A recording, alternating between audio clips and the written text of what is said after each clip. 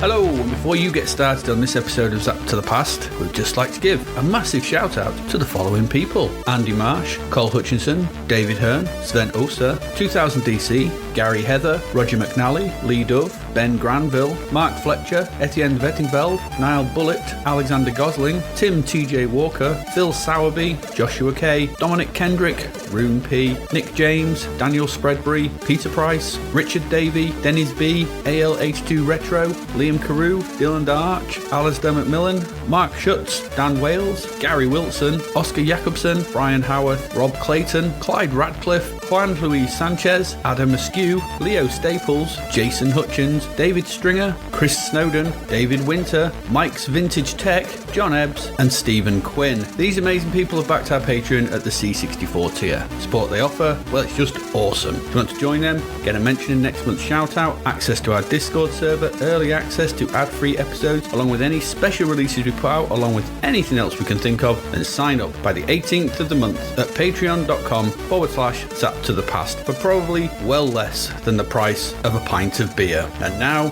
on with the show.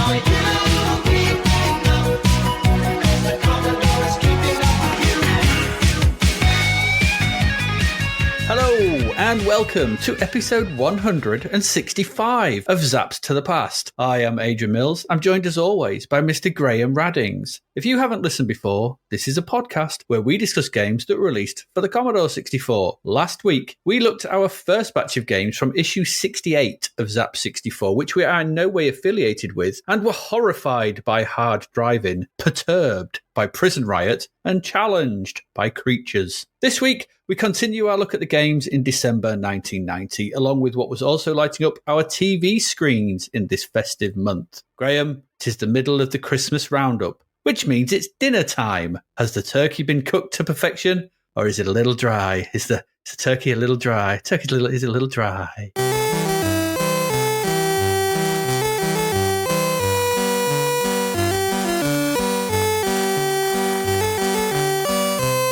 The tinsel is glinting, the baubles are dangling, and the golden bells are, well, glinting and dangling. Decorations that shout December 1990, and more importantly, as we continue on this epic Yuletide adventure, clever that, and in a month that also saw Garry Kasparov defeat Anatoly Karpov to retain the World Chess Championship, we dive into our fancy police supercar and head off in hot pursuit of the turbocharged bad guys in the arcade-charged conversion of Chase HQ2, Special Criminal Investigation. And then after that huge adrenaline rush, we take things down several notches, and indeed years, as we time travel back to 1985 and the floaty ping-pong pinball world of the over-basic Macadam Bumper. With Christmas probably a foggy brown memory and the oncoming prospect of shouting the words Happy New Year in a stranger's face and singing a song you barely know or understand while holding inverted hands. Yes, it's weird. So while we try and figure out whether old acquaintances should indeed be forgot, we keep our fingernails untrimmed until we look like an 80s vampire and fold our green cloth and break out the round-based football heroes, only all in the magic of 8-bit. That's right, we remove all the kinetic and in-person fun and try what remains in Subbuteo, before finally popping to the arcade. Not the Obscura though, no, not this time. This time we're in the main room and decide to bash some governors and explore some partially obfuscated caves in the C64 conversion of Atomic Robo-Kid. Do you know, I once fell over and banged my head on Christmas Eve. Luckily, the large cemented dustbin broke my fall, and the large quantity of alcohol I'd consumed prevented me from realising I'd carved a large coin slot into my skull. No fear, Christmas Day in A&E was quiet and very seasonal too. Remember though, do drink responsibly.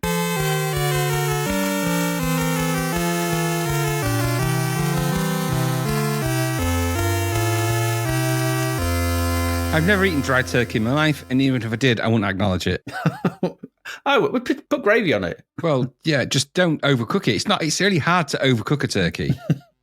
It is. True. I mean, the key is, you cook the turkey, but you take it out and leave it to rest for a good while. Rest? Yeah, you should always rest meat when you cook it in the oven. You take it out of the oven and leave it to rest. And the longer you leave it to rest for, the better it is. That's true. My mum used to cook the turkey overnight. Yeah, a lot of slow cook them. You'd wake up on that Christmas morning with the house just full of that turkey smell. Lovely. Exactly. Lovely.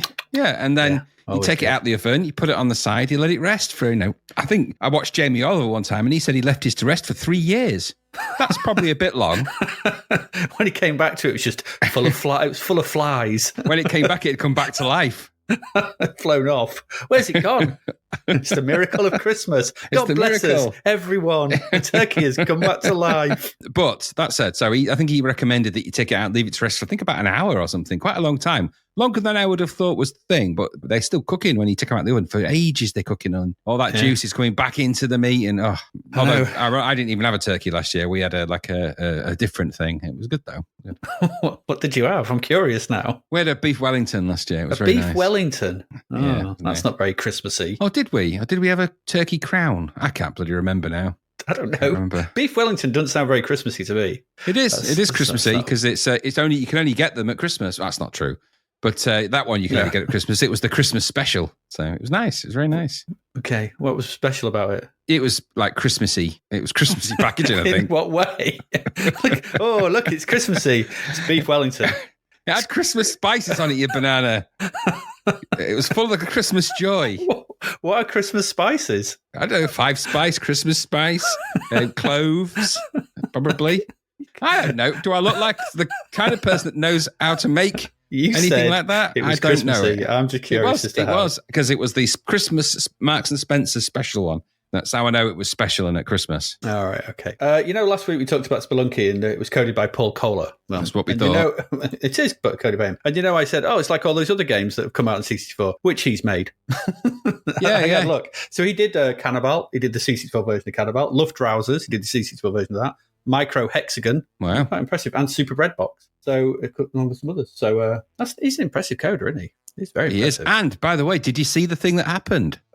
Many things happened this week. Well, let me tell you the thing that happened. So on our ever popular Discord, and if you want access to that, see, the part in the show where he goes, right, if you want to bat, our amazing Discord with our patrons on, we'd been debating how the game Tilt had been made. We'd all been asking, how did they do that? How did they do that 3D effect? So, on one of Martin Piper's YouTube videos, I posted a link to that and said, hey, Martin, would you mind taking a look at this? Because Martin Piper does these amazing game and demo technique breakdowns and code breakdowns. They're really good. Recommend it. Go and watch his YouTubes. They're really good. Mm-hmm. Yep. Indeed. And so I asked just in the comments, and he doth provide. And then within the next, I think probably within 24 hours, he'd actually done a full breakdown of the game Tilt, demystified the effects and gone into it. So thank you, Martin Piper, for that. I even gave him a little, because you can buy him like a little drink on YouTube. You can do that. So I did that and gave him a little, I don't know what they call it. It's like buying him a coffee, really. But so I did that as well as a little thank you. So thank you, Martin, because you shed light on something that had not mystified us all, but we all had our own theories. And then you were like, no, it's none of them. It's this. We were like, And it's really simple, isn't it? Really, and a very clever technique. Very clever. Just moving some characters around. Yeah, which is done a lot in C64 games. It's just the thing that we don't often talk about. But I just wanted to mention it. So thank you, Martin, for doing that. Because his demo breakdowns are really good. Even if sometimes you watch them going, but because techniques, you don't take things in when you do that. It's best just to watch them, silently.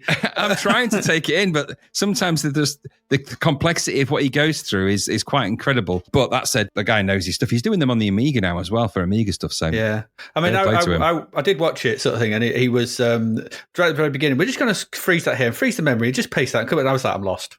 Yeah, I'm lost. It's just loader's just doing this bit, and it's just I'm lost. Yeah, well, the thing is, as long as he can do what he needs to do, and then I'm good with that. I'm like, right, whatever you just did, I 100% approve. Looks like it was the right thing to do. Now let's move on to the bit that makes sense, because I'm not sure any of that did, but okay. Yeah, absolutely. I wholeheartedly support this and want to subscribe to your newsletter. Well done. Exactly. Well done, Martin. Well done. Absolutely. And on that note, if you want to join in that, ask questions, and then bizarrely get us to go off and chase them and maybe get answers to them, join our Patreon. Do that. Do it. Prices are going up. God knows what it's equal to now. It's probably a Mars bar. Well, our price hasn't gone up, but the prices around us have. the price in the rest of the world of going up, sort of thing. It's Mars crazy. bars, just for the record, a Mars bar is £1.20. Well, I thought they were expensive at our at the Spar shop we've got at work. They were 19. All the chocolate bars have gone up to 99p. Yeah, that's cheap. They're £1.20 in the co-op. That's Good for one Lord. bar. Or you can go and buy 4 for £2.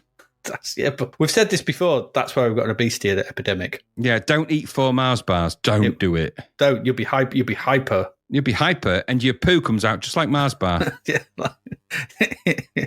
Wraps and everything. No, we said we're not going to talk about poo stuff. Which we have done it for a while.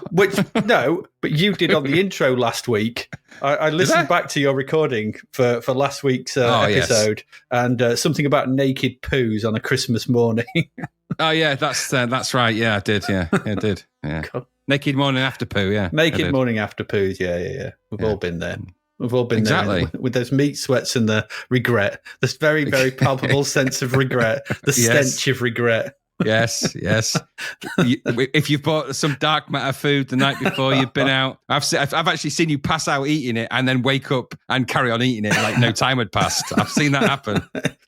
No time did pass for me. I just carried on. Just thought there was a 2-hour gap between those bites. It got really cold. That was a 2-hour That's all gap. I remember. That was the them famous what do you call them? Them foldy pizza things, calzones. You had them dark matter calzones from that place in Grimsby, Istanbul, in Grimsby, and then you passed out trying to eat it, and then woke up and carried on. I'm like, 2 hours has gone by. That and it looked like you'd made no indentation on it. You know, you barely touched the surface. We ordered it. It turned up.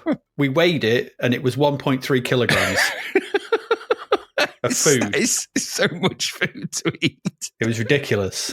So I made as good a dent in it as I could without making myself go to hospital. I think when you passed out for that 2 hours during that time, I think it's a bit like the movie Interstellar. You went to a different place and you were looking at yourself like banging on the time window going, no, don't do it. Don't eat it. Did you not notice me moving your keys? Yeah. You're like, why are my keys moving? What's going on? You encoded don't eat the kebab or don't eat it into my watch. I'm like, well, that's weird. My watch doesn't normally say that. Yeah. Well, those kind of nights will do that to you. But don't do it. You know, no. we eat these things so you don't have to. That's it. That's it. No disrespect to anyone who works in that place. They're amazing food. Don't get me wrong, nice. but heavy. Very, very dense. Yeah, no light. I'm getting the sweats just thinking about it. Let's move on. Let's get some games. Yeah. Join our Patreon for more discussion like this. Yes. At patreon.com/Zapped to the past. Go do it. Yes, do it. So let's get to some games, please. Let's get some games. Let's go. And our first game this week, we have 4 games again this week. 4 games from this December issue of Zap 64. Just 4. Yeah, just 4. Okay. This is our first game. It is Chase HQ 2 Special Criminal Investigation. SCI, yeah. Interesting game this, all right, for quite a few reasons. But after the horror show that was Chase HQ on the C64, well, which we all remember with horror and distress, here comes the sequel. It's all jazzed up in POG form. I mean, cartridge form. It's a cartridge, this is. So I'm guessing that with the birth of the C64 GS, so games that they've kind of, publishers have got the sort of thing, we can release stuff on cartridges, even though they could do that all along because the C64 had a bloody cartridge slot. True. Now they could work on both the original C64 and the shiny new C64 GS. I'm guessing that was the reason for this, probably, of course, to mark that jump to cartridge. Ocean step in here. This is an Ocean game. The price went up. This was £20, £19.99. Ouch. Cartridges, they're always expensive. That's why Nintendo games are always bloody expensive. But it still garnered a review, 93%, and got a sizzler too. That's quite the step up from Chase HQ. Just a bit. So anyway, a little bit of detail on this. It was originally released in the arcades in 1989 under the name Special Criminal Investigations. Nothing, wasn't actually, Chase HQ 2 wasn't. Chase HQ 2. It wasn't that. Although it was, they just didn't name it that. Right. So I don't know why. So sometimes it was called Chase HQ 2 Special Criminal Investigations came when they got ported. This was made by Taito. Hey. According to the wiki, in Japan, Game Machine listed Special Criminal Investigation on their December 1st, 1989 issue as being the second most successful upright arcade unit of the month. It went on to become Japan's third highest grossing dedicated arcade game of 1990, below Super Monaco GP and Winning Run Suzuka GP. They clearly like the racing games over there. They do. The arcade game was also a major hit in Europe, particularly the United Kingdom, where Taito shipped 1,500 units by January 1990. That's a lot of Chase HQ too. Well, Special Criminal Investigations, isn't it? Arcade units across the UK. That's a hefty amount, yeah. Pretty good, isn't it? So with sales and popularity like that, it's no wonder home conversions were ordered so people could enjoy this at home. Now, the arcade game that ran on the Taito ZZ system, that had a main CPU, which was the MC68000 at 16 megahertz. I'm going to go a bit techie here, at 16 megahertz, and the MC68000 at 12 megahertz. So two of them. The sound CPU was Z80 at 4 megahertz, a sound chip, the YM2610, and a video resolution of 32 by 240. There we go. There's also some notes about the CPU, which was the first 68000 handles the screen palette and sprites, and sometimes other jobs, inputs in one game. It also handles the road. It should be on the road, but, there you go. Who knows? There you go. Maybe what they can do. The second CPU handles functions such as inputs, dips, sound, and other road that's in every Taito Z game except Space Gun. It supports 5 separate layers of graphics, one 64 by 64 tile scrolling background plane of 8 by 8 tiles, a similar foreground plane, another optional plane used for drawing a road. They made a lot of road games with this board, a sprite plane and a text plane. There you go. So there you go. And there's loads more. I've got loads more. The hardware for Taito Super Chase was a further development of this with a 68020 for main CPU. Loads of stuff. Loads of stuff. It's a powerful machine. It's a powerful old arcade. Powerful old arcade, yeah. Okay, so what does all this mean? I guess it means it's a pretty powerful system for the time and far ahead of the C64. Far ahead. As we've, these kind of behemoth machines that were coming out at the time. So anyway, as I said, this was published by Ocean. It was developed by Probe Software, because that's actually a good choice. They've done a decent Turbo Outrun recently, which we saw earlier on this year. And this obviously runs on that engine. I mean, it does. I mean, let's not beat around the bush. If you put them side by side, it's the same thing. Coder here, though, is Grant Harrison. Now, Grant Harrison goes back quite a way. I think he did View to a Kill and things like that. He worked on games like that. Not a terribly esteemed history, but he's done some okay stuff. But the visuals here, like Turbo Outrun, they're by Steve Crow. And the music is by Klaus Engel Grongard. I don't know if I pronounced that correctly. I'm probably butchering it. He was, as you can probably expect, a member of the Maniacs of Noise. There you go. So this only came out on cartridge format, but I couldn't locate a cartridge version of this. I could find cartridge versions of loads of other games that didn't come out in cartridge, but when a cartridge game comes out, I couldn't bloody find one. There's an irony there, so I had to play a disc version. It is what it is. Well, it was cracked to disc. It was cracked to disc. It was cracked to disc. Anyway, I'm not mentioning any loading pauses because they wouldn't have been there on the original, I'm guessing. This is on that original cartridge version. I imagine it was pretty much instant, because cartridges generally tend to be. So, booting the game up first brings us to a control scheme here. So we can play with keys.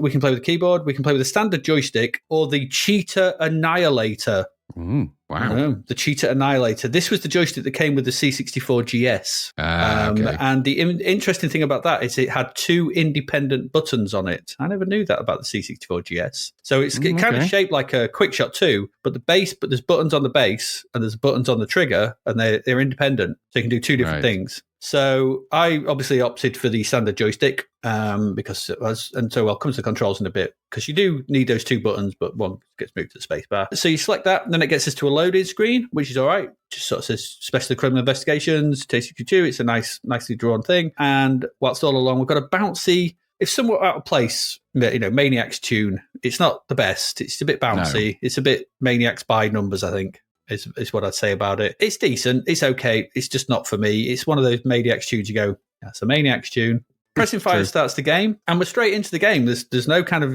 title screen that I could see beyond this. We just get Karen, who is our home base dispatcher, shall we say, sort of pops up, and she gives us our mission. This is just like the arcade game, and she tells us that the mayor's daughter has been kidnapped in a red Porsche, which on our screen is a bit more grey than red, but there are hints of red. But it's okay. It looks like a Porsche. It's nicely animated, sort of flicking back and forth, sort of side to side. We need to track it down and take it out, and that's how this game starts. So, is there any backstory to this? There is a bit. So, and this is just from the manual. It says, truth and justice are the bywords of the Bureau of Special Criminal Investigations. Now you are to embark on the most important case of your life. The mayor's daughter has been kidnapped by a band of vicious lawbreakers. She's being held within a warehouse somewhere on the south side. You'll have to complete 6 missions before you can save her. Each successful mission will provide a new clue that will eventually lead you to the girl's location. However, it's a race against time because her only company is a time bomb. Oh, ooh la la.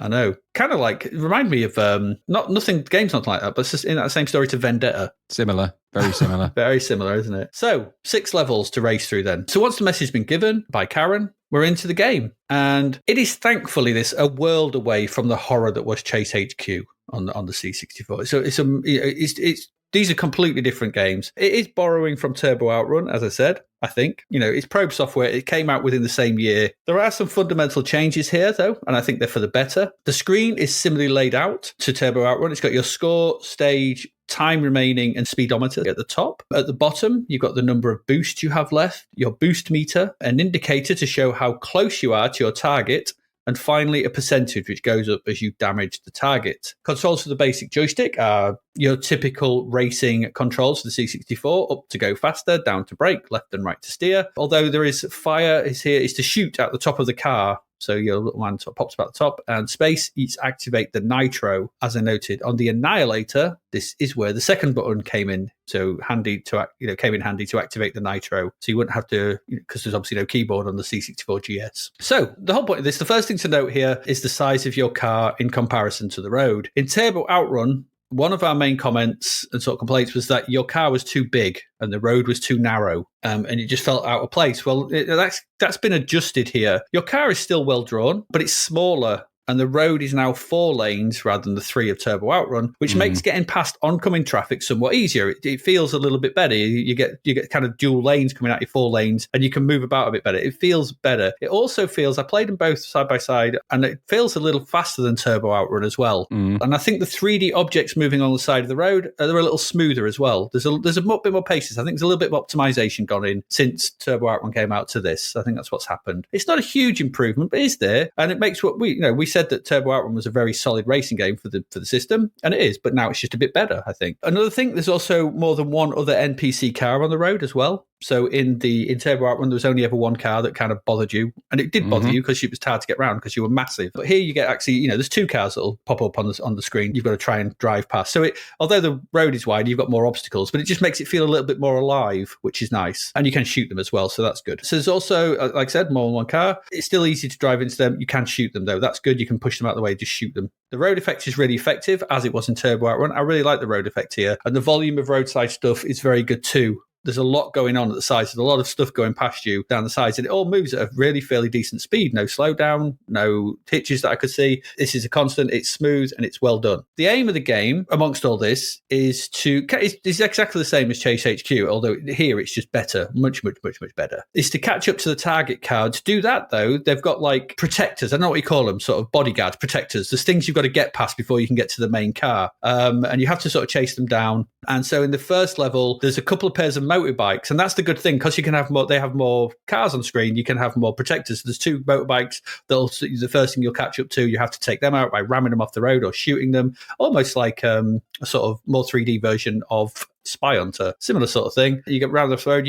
and then you get a second pair of motorbikes. You take them out, and then you kind of reach the target. You've only got 59 seconds to do this, though, so you can't dally in your pursuit. You've got to be quick. You've got to take them out. You've got to do your stuff, shoot them, ram them off the road to get to your target. You've got to be using your nitro at the right times in order to catch them up. You do have a number of handy continues, though. I think you get 3 or 4 to use should you run out of time. So even if you do run out of time, it'd be like, do you want to continue? So that's quite nice as well. That's a nice affordance to the player that it's just not 59 seconds and game over. That would be really annoying. Should you reach the target, your timer resets, so you get another 59 seconds to take them down. And now at this point, a helicopter will fly onto screen and drop down and give you, I think it's a bazooka at this point, and you've got limited ammo. And if you can get behind the target and shoot the bazooka, you do massive damage to them. You'll watch that starts at 0% at the bottom and it'll count up. When it gets to 100%, then they're taken out. And you more ramming into them, shoot them and stuff like that, that's what you need to do. And you've only got, like I said, 59 seconds to do it. So that's your job then. Hammer the target with a bazooka, and then when that runs out with gunfire and ramming into them and reduce them to a burning wreck, because you do damage, as I said, it goes up, it reaches 100%. You get a nice little interstitial screen. It kind of, their car stops, your car stops, and then you get this interstitial screen of you sort of, it's a still image, but it's you pulling the sort of perp out of the car and handcuffing them on the road, and the pair of you.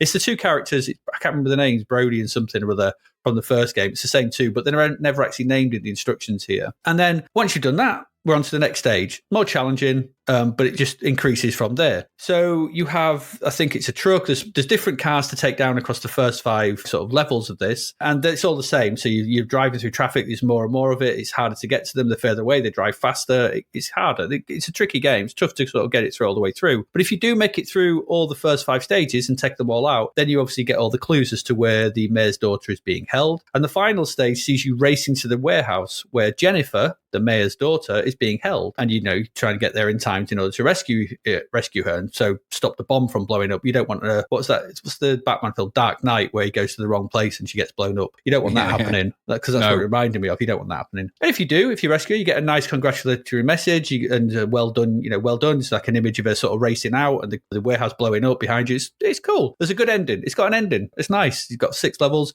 Race your way through, rescue the girl, done. The game itself takes place over various landscapes. You've got cityscapes in the background. These make way for countryside, canyons, mountains in the distance. All quite nicely drawn. The far view graphics are pretty well done, just like they were in Turbo Outrun. There's some good. The visuals in this are good. The trackside details are a good approximation of the various things you see in the arcade game.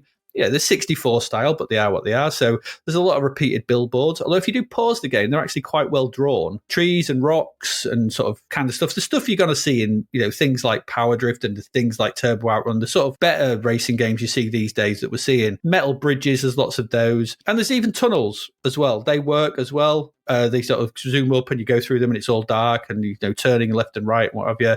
There's dips. That's how tunnels work. It is. There's dips, there's hills, dips and hills of the arcade. They're present as well. They're not in the other 8-bit versions. In fact, the Amstrad version never actually came out, I seem to remember. The Spectrum version is rubbish too. So that's all there. This is, to all intents and purposes, this is a very solid port of the arcade game. It's C64 style. You've got to take some trip back. I've listed all those tech specs of the arcade machine, but the C64 is a solid port, and I don't think that's actually.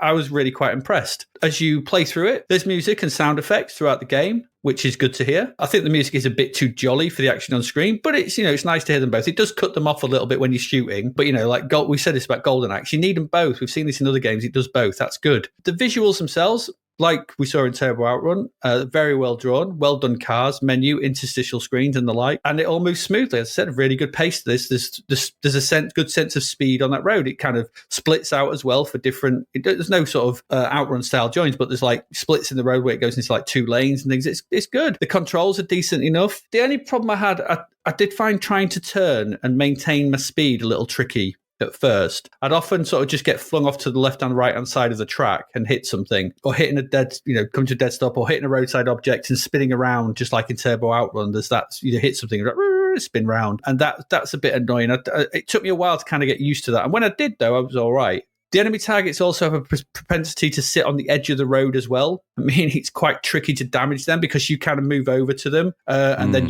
they don't hit the trackside objects, you do. And so they sort of zoom off away from you. And obviously, remember, you're up against this time limit, and that can be quite frustrating. And so that's annoying because I found myself spinning. But once I got used to this, I played through it a bit. And once I realised as well that you can just keep shooting, and I didn't notice if there was any penalty to actually shooting the NPC cars just out of the way. Just shoot them. Just stay in the middle and shoot them. They'll just move out of the way, and you don't have to worry about it. I was trying to steer around them. You don't have to bother with that. Just shoot them. So I quite like that once I figured that out.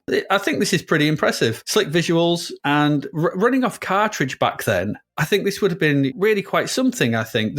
Nice presentation, none of the loading, up against like things like the Mega Drive, the Master System and the NES. I thought this would have been quite, with it running off a cartridge, I think it would have been quite comparable. So I have to say this is quite an impressive port. Considering the power of the arcade original, I think what they've done here works. It feels like Special Criminal Investigations. I looked at a video on YouTube where some guy had done comparisons of all the different versions, and he was like, the C64 version is really good. It comes out pretty well, and I think they've done a good job. Like I said, because you don't seem to be penalised for shooting civilians anyway, I found this quite enjoyable. So, and maybe that's because we've had loads of lackluster racing games over the machine's lifespan, and it's good to see one that's just enjoyable to play. I had a bit of laugh with this. I enjoyed this more than I did Turbo Outrun, which is probably down to the size of the car, the addition of target and shooting stuff. So you're not just driving, you're shooting. There's an extra mechanic. It's a simple mechanic, but popping out the top and shooting stuff and having to take down that target, it works. I like this. Good stuff. I think it deserves that 93%. I think this is a really good port and a really decent game. What did you think? I don't think I like this as nearly as much as you did. Tonally boring, disconnected music that didn't sound like it fitted the game. Good loading screen, or okay loading screen, I guess, with the writing. I thought the graphics they're all right for what they are, but not much effort had been put in. I'd seen better effort. The Turbo Outrun graphics are a lot better across the board. More effort had been put into the graphics around the edges. So the UI is better. The game itself feels better in that how it looks, and to some degree how it sounds. That might be because it's a more exciting arcade. Outrun has always been more exciting than Chase HQ. They're close enough bedfellows in some ways. Mm-hmm. This does look a lot like Turbo Outrun, but it does benefit from having a wider road, or at least a road that's split into four and smaller vehicles. The benefit there, of course, is that you can have more of them on the screen, which, of course, this does. Yeah. The background, detail, graphics, everything else, very similar. And the roadside details, very similar. They seem to operate at relatively similar speeds as I've looked at them in comparison. I'm not seeing anything that's making me think that it's a lot better, only that you've simply got more real estate. The car's the right size for the road. Turbo Outrun's car was just too big. It was obviously massive, too big. Yeah. So this is the right size for that. The graphics have got that kind of chunky quality, but you'd expect it in a game like this, I suppose, in kind of what they're aiming to achieve. But you can pop out the car, you can chase it down, you can do those bits. Mm-hmm. It's got all the component parts of the arcade. I don't know. It just feels like it feels a bit more thrown together than it should be. It doesn't have the arcade wow that Turbo Outrun had. Turbo Outrun had that, but it had that really great music, didn't it, at the time? It did, yes. And it had all of that. So the opening of that game really set the scene for the rest of the game. This doesn't have that. This is lackluster. And they've gone for, well, okay, lackluster, but maybe we can put that into the game to make it a bit more interesting. My only issue with this game... Well, my issue with the game is that it's not very interesting because it's not a very interesting game. Right. It's a bit like Overlander. It's a bit like some of these other race games of this type. Road Blasters is another one where you've just added a dynamic of shooting at something. All right, fine. If that's what floats your boat, it doesn't do it for me with these kind of games. So this is a good version of it in some senses. The track's pretty fast. Scenery's pretty cool. Graphics are okay for what they are. They're no different really to they're better than Outrun and some of those. Not as good as around the edges Turbo Outrun, but the game pace, I don't know, and the sounds don't match. There's a disjunct there, but they seem to be getting that wrong constantly. The sort of Maniacs of Noise style, Sonic Graffiti style, those kind of Euro tunes, I guess, whatever we call those, they're not fitting some of these games, and I don't quite know why they don't just stick to doing a good version of whatever the arcade was, but maybe there's a reason for that. So it was all right, this game, just a bit boring for me, but that might be just fatigue. Like you said, we've seen loads of these kind of games. They've all kind of played the same. They've all kind of reached a kind of a limit with what they can or can't do with them. Power Drift still remains the one exception to all of that, really, with their stuff. And Power Drift, of course, had the benefit of being a single load as well, which, of course, this isn't. Yeah. But even on cartridge, I don't know that the cartridge one performs a lot better because the CPU inside the machine is still the CPU inside the machine. No, I don't mean that. What I mean is the speed at which you can get from scene to scene. There's no loading, so it feels a bit more seamless. That's what I'm talking about. I think that does help with the pace of it. And weirdly enough, there's a YouTube video of a guy converting his cartridge version of this to a disc version. I don't know why he didn't make it available to everybody, but there's an entire. So if you want to know how that's done, there's an entire how-to video on it. But all in all, this is one of the better of these types of games. It's the better end of better, but for me, they're all a bit dreary. They all lack the interest for me. But that's also a problem I have with a lot of these arcades. I've never really warmed to many of them. I like the music in Outrun, which kind of keeps me in with that.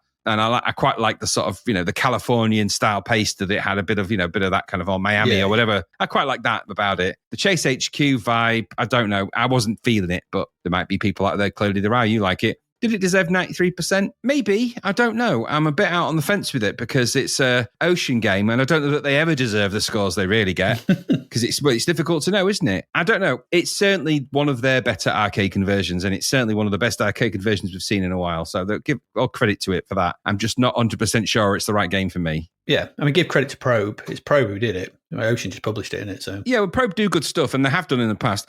I got no problem with the game. I just don't think the game's that exciting to begin with. And this is certainly an adequate version on the C64.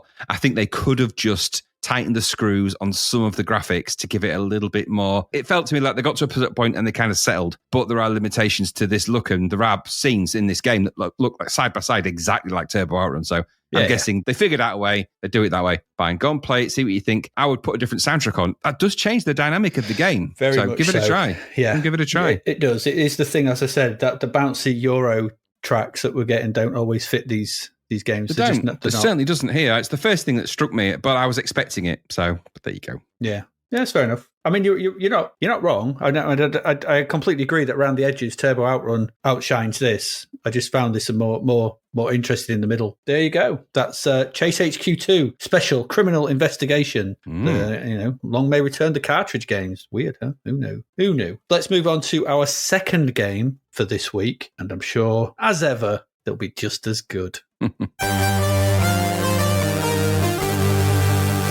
And Graham, it's over to you. Is it another car game? Well, it sounds like it. It's Macadam Bumper. Yeah, ain't no car game, this. To give you a clue, it was also known on its original release as Pinball Wizard as well. Oh, okay. So there you go. So it's a pinball game. Pinball. This is a re-release. So it's a budget re-release from our friends at Players, who've clearly been and scoured the whole of France to find this piece of shit. I'll say this from the start, right? This is created by, I think it's ERE or Eri Informatique. Now, they're the people that did Captain Blood at a certain point. Wow. And the creator is a guy called Remy Herbulo. Now, I don't think he did anything else, but that doesn't mean he didn't do anything else on the C64, because the conversion of this is down to somebody called Sergio Andolfato. Okay? There you go.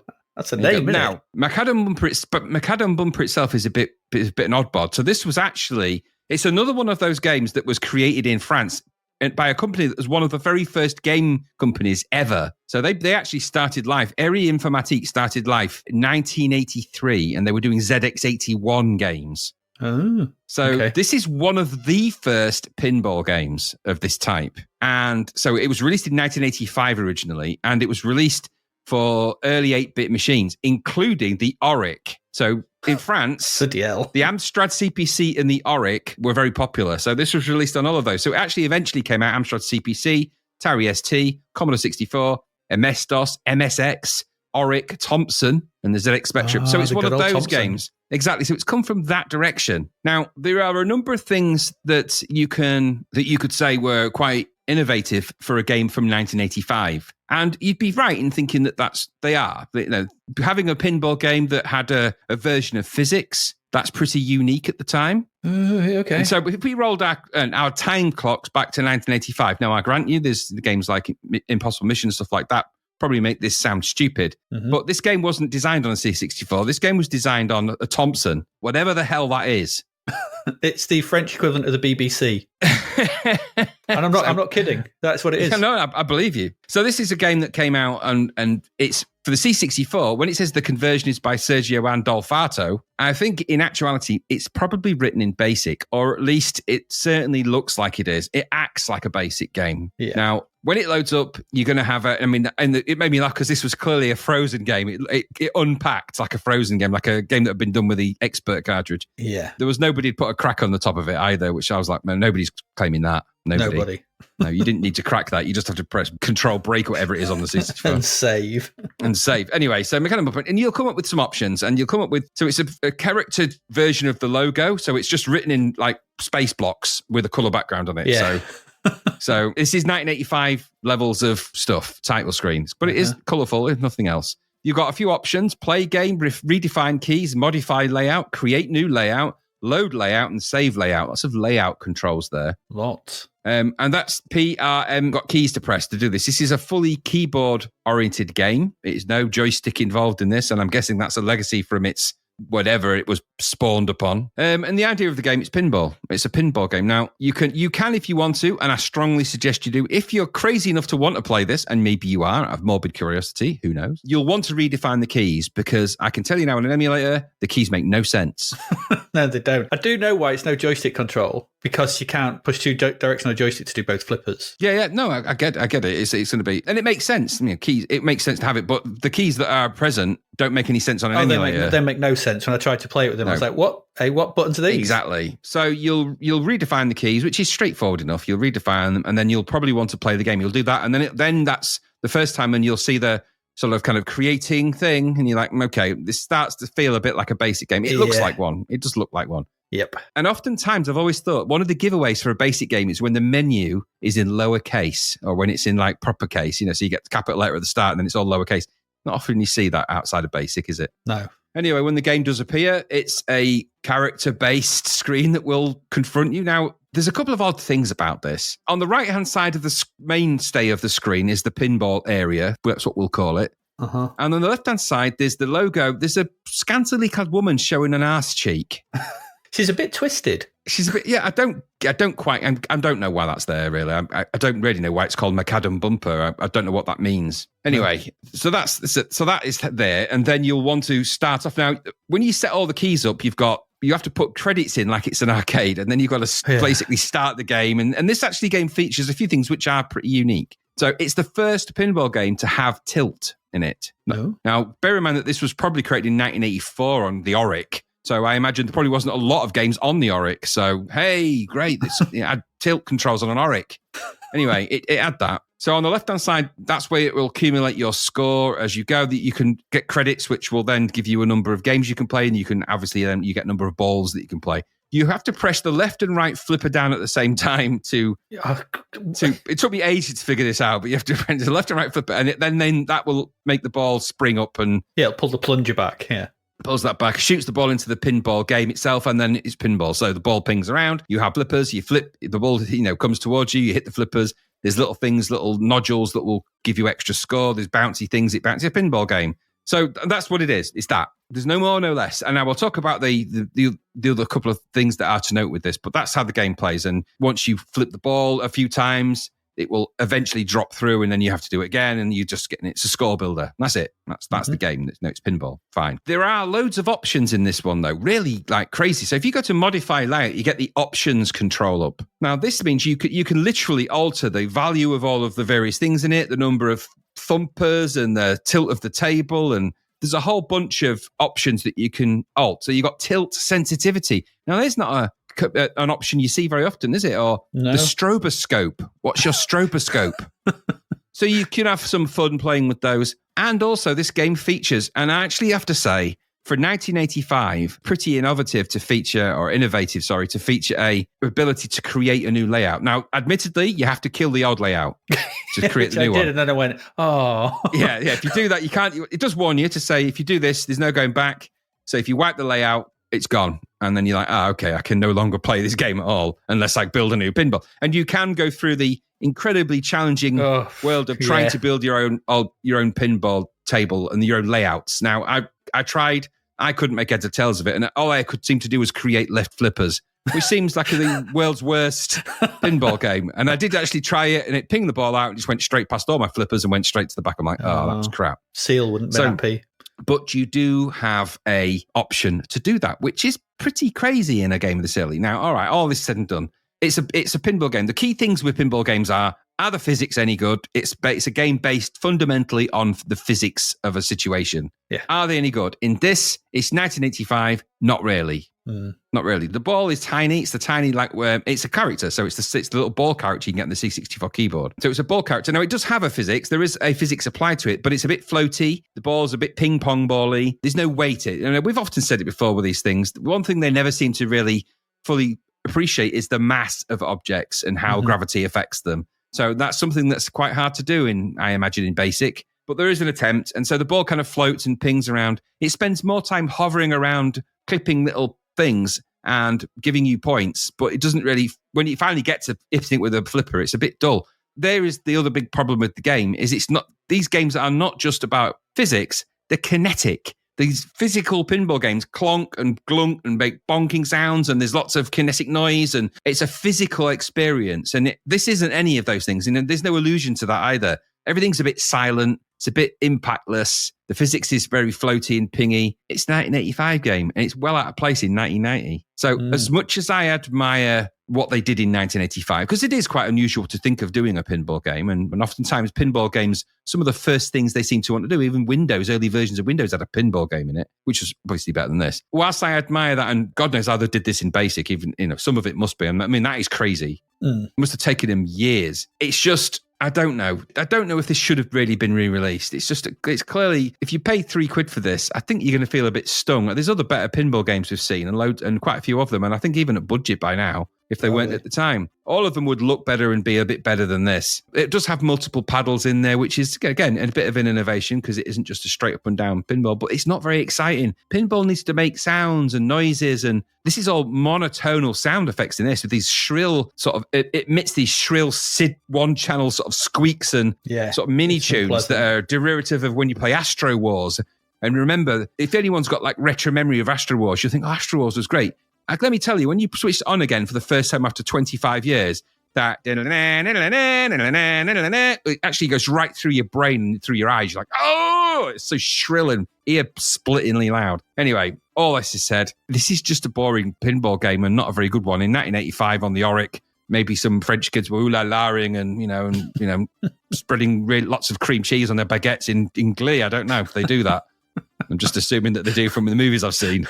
But for me, I was not eating any cream cheese or anything. I was just thinking that probably looked great in 1985 on an Oric. It looks pretty lame and basic on a 1990 when I've been playing Creatures in the past few weeks. I'm like, we've come a long way though. We have come a long way. We've come a long way. Did you think this was great? No. I mean, if you just go roll back. I mean, Pinball Construction Set was 1983 on the C64, and autumn of 1985 came out over here. So 5 years prior to this, we had the Pinball Construction Set by EA, along with Racing Destruction Set, and that was way better. And also, had things like Slam Ball and stuff since then. And I mean, I'll give it that. It's better than Time Scanners. Yeah. Which is, they could put that on the box at least. Yeah, they could. They can have that. They can take that back in time if they want. But it's a real throwback, and it's 95. I'm not sure it really needed any kind of re-release. Why would they re-release this? Do you know? And the mad thing is, it was $7.99 when it came out originally. God, Lord. Like you said, a pinball game lives or dies on the ball physics, and they're just not there, are they? They're not. No. The table, and also as well, the other thing a pinball table lives on is is the table interesting to bash the ball around, and this isn't. No, it's pretty dull. Yeah. Really dull. And wide. It's too wide. Yeah. It's an absolute pain in the ass to try and create your own as well. I get it, being able to do that is a nice touch, but it's really unwieldy. It says the keys to control this or this. I'm like, oh, they're really awkward. I'm not going to do that. It ain't great. The visuals are unusual. I'm not sure about the woman on the left. I don't get it. I don't understand it. This is a very dull and uninteresting game of pinball. Just go play Slam Ball or go make your own Pinball Construction Set. There's better pinball games than this. This is rubbish. 26% it got. And £3 for this, I'd be well annoyed. Yeah, I'd rather go play a pinball game down the arcade for 30 times. Have a few more goes. Yeah, it'd be more kinetic. Yeah, it'd be way better than this. Yeah, this is not very good. And some of these, sometimes budget re-releases can be good. We saw a lot of, when we got that sort of Americana label, and we got all those kind of old Activision games that got re-released at budget titles. So things like Hero. We saw quite a few Rock and Bolt, I think. Yeah. Hess games. Slam Ball was one of them. The Sentinel. They were kind of cool. That was like, really this really decent, unusual American software that kind of got re-released over here, and we kind of got to access it with his budget label. That was really cool. And then in 1990, players come along and think, oh, well, you like that? How about this French treat? No, this is not a treat. It's not a fancy. It's a bad thing, and you should have left it where it was. Which on the Oric, as you rightly say, was probably pretty good. But on the C64 in 1990, it's not. It's not indeed. Like I said, you play Creatures and Chase HQ2 and stuff like that, which maybe whether you like them or not, you look at the tech behind you, you're like, that's impressive. This is basic. Less so. Yeah, absolutely. Get Martin Piper to do a breakdown of this. I'll take him. It'll take long. I'll take him a cozy 2 minutes.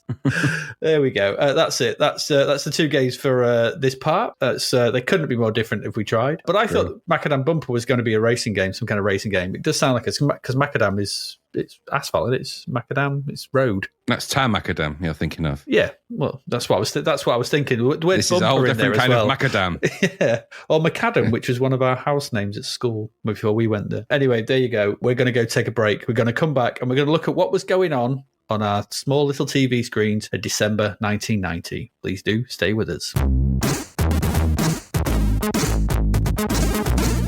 And we're back. It is the month of Christmas. It is December 1990. What was going on this month? 1st of December, with the media watching, the two ends of the service tunnel of the Channel Tunnel are joined together, linking Britain and France for the first time since the Ice Age. A handshake then takes place between Englishman Graham Fagg and Frenchman Philippe Cosette, after which British and French workers board trains to complete the first journey between the two countries. Pretty incredible and exciting. It was, yeah. And it's all available on YouTube. We'll put a link to it. You can watch it actually happen. They're sort of hacking away through, and then they get through, and the hole pops up, and they're like, hey, look at that. There's English people. You hear someone go, ah! They wax his hand with a hammer. Yeah. Ah! Ooh! Yeah. And then they shake hands, and they climb through, and there's lots of wine that's drank. Sharing baguettes and cream cheese.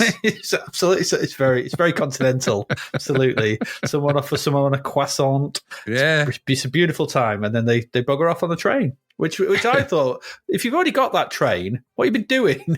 Yeah, exactly. But I think that's what were you digging with? Train. What were you digging with? Yeah, but pretty incredible that they dug a tunnel under the channel. That's crazy. Yeah. I've never been on the Eurostar, the Euro train. No, neither have I. No. So we obviously weren't that impressed. Well, I've just flown. If I'd ever gone to Paris, what, through the tunnel? That seems very dangerous. I watched it in that Mission Impossible movie. It worked a treat. For Leon. True. You know. But yeah. I mean, I've never used it, but I'm aware of it. I have not neither. But yeah, there we go. That's older than I thought. I thought it was more recent than that, not 1990. I remember it happening around then. Well, I mean, it did. I just thought it was. I just thought it was a bit more recent. 7th of December. BBC Two airs Your Move, a pioneering interactive show in which the home audience are invited to play chess against Grandmaster Jonathan Spielman, using telephone voting to select each move. TV chess. This is really boring. Whether they're waiting for someone to phone in to change stuff, and it's really. It's on YouTube. You can watch it. We'll post a link, and I recommend you do, because trying to hear the instructions. And I've got a picture here of the board that you have to sort of ring in and sort of say. And there's just numbers. I don't understand it. It's just numbers. Yeah, you had to dial like 0800 639 and then the coordinates or whatever you want. I guess. But no. Then it asks you. It says, "So you're through to computer test. Input your move," and you'd go 59 to 53. Right. And then if you got picked, they'd say, if you got picked, you'd have to leave your name. It's really boring. Utterly dull beyond belief. I love the fact he's got like an emergency telephone behind him in case anything goes wrong. That's the telephone he demonstrates how to do the dialing on. He goes, look, just dial this number. And then there's another guy, which you can't see on that picture, off to the side, who's like, he goes at the very beginning, he goes, please ignore my throat. I've lost my voice this week. I can only talk like this. It's like, what is this? Stupid. He's got a computer which he can touch and draw lines on, but it's the slowest lines ever. Well, it will be back then. God, it's just dreadful. And he also, look at his tie. I mean, he's tied it too long. Don't tie a long tie. It makes you look a bit stupid. It's like he could tuck the tip of that in his trousers. He really could. Into his fly. He could have his tie in his fly. But all that said, this notion of interactive, because obviously this now would just be, this is your thing about, please vote for your favourite thing on this, and it's all on your phone. You tap it and stuff. This is the advent of that, isn't it? That interactive, doing stuff, via telephone, to interact with the TV. So all that X Factors and your Eurovisions, please input your votes and do all this stuff. And now it's all just controlled via your mobile. But this is kind of the start of that. Maybe a bit of that. Also a bit of profiteering, no doubt. It was like, what do you mean? £800 a second? I think it was an 0898 number. So I think at that point, they weren't. Were they? Yeah, they were, weren't they? They were costly. Premium numbers. Yeah, you were. When you got your bill, you're like, who's been ringing bloody Uganda? Rip off BBC. Good Lord. Yeah, I just wanted to play a chess, Dad. Yeah, is that what you're calling it these days? Your move, creep. Anyway, it was not a particularly interesting month, this, because on 9th of December, Cilla Black hosts Happy Birthday Coronation Street, an evening of entertainment on ITV to celebrate the 30th anniversary of the long-running soap. An evening of entertainment? Like what? Well, just Percy and what's-her-face? What's the name? Phyllis Pierce. I put pictures of them there being impressed, just for you.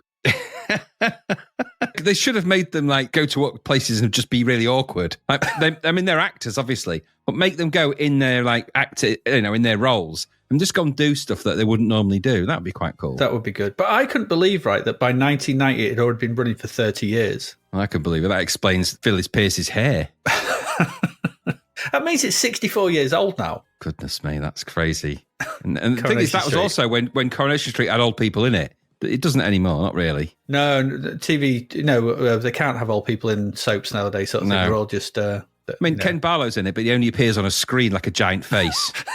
It's like Dr. Breen in Half-Life too. Exactly. And if they press a button, he just goes, Deirdre! Welcome to Coronation Street. You have chosen, or been chosen. It's like that giant face it's like the Chancellor in V for Vendetta. I want Deirdre Barlow found, and I want her shown to the world for the crazy woman she is. All right, Ken, chill out.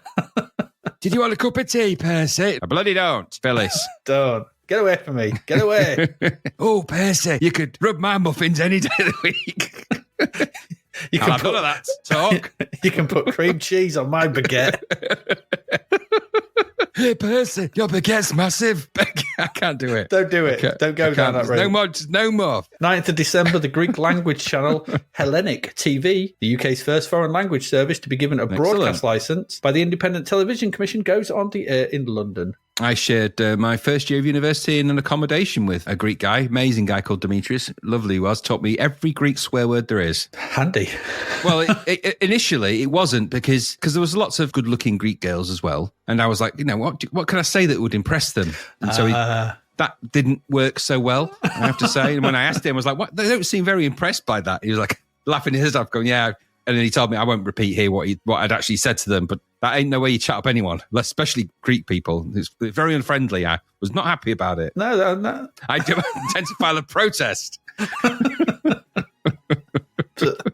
You did. Did you file one? You should have done with your local MP. No, I didn't. We attended they used to do amazing party nights. The Greeks know how to party, let me tell you. They did these amazing Hellenic nights at the university where they took over essentially a giant room and just drowned everybody in ouzo till you could barely see. They were amazing nights. Amazing, really good. But now they had their own TV channel. Exactly, where they drowned everybody in ouzo every night. Absolutely. 16th of December, the network television premiere of The Muppets Take Manhattan on BBC One, the third feature-length film starring the Muppets. We've spoken about this? I don't know. This one you enjoy? Yeah, I actually like the later Muppet movies. I mean, they're all okay in their own way. I don't know if it's The Muppets Take Manhattan's the one with Kermit's song on it. I don't know if it is that one. I couldn't tell you. I vaguely remember it. This one has fun. They all have funny moments in. They're just the Muppets Christmas Carol and Muppets Treasure Island are a lot. Just I find them funnier more consistently. Yeah. But, they were of the time. But I really like the Muppets TV show more than any of that. So I was always just a Gonzo fan. He's just the best. I was like Gonzo. That's a type of pornography. He means the puppet, of course. No, I don't. Yeah, no, I do. Of course I do. Of course I do, Percy Love. I always liked, you know what? I like the chef, but I like the little chickens that he had in there. Oh, yeah. I don't know why they used to make me laugh loud. So. Yeah, because they're good, that's why. 24th of December, BBC One airs feature-length episode of All Creatures Great and Small, the last to be shown in the long-running series. If only it was. Yeah, because it's back, innit? It's back in Channel 5 form. In Channel 5 form, so there'll be programmes about it. Then it'll be the top 5 moments on this week's episode. Yeah, I don't know. Was you a All Creatures Great and Small fan back then? No, I think it's rubbish. Boring show about a Yorkshire vet. There's nothing interesting about that. I bet he overcharges like they all bloody do, bloody vets. Moving swiftly on, 24th of December. Unless we've just lost any vet fans. The first Wallace and Gromit film, A Grand Day Out, makes its debut on Channel 4. Aye. The film itself already had its premiere a year earlier at an animation festival in Bristol. It's the voice of Peter Sallis as Wallace. Of course. These are great, aren't they? Yes. The Wallace and Gromit stuff, always good. I'm an enormous advocate of all the Aardman animations, particularly like, as you've written here, you specifically like the Wrong Trousers, and I would agree with you. I think that's, out of all of them, and I'll do like the Shaun the Sheep one, and I like them all, but I really like the Wrong Trousers. because it's genuinely hilarious and it's got the little penguin in it. Yeah, that penguin. I still watch that sequence on the model railway track.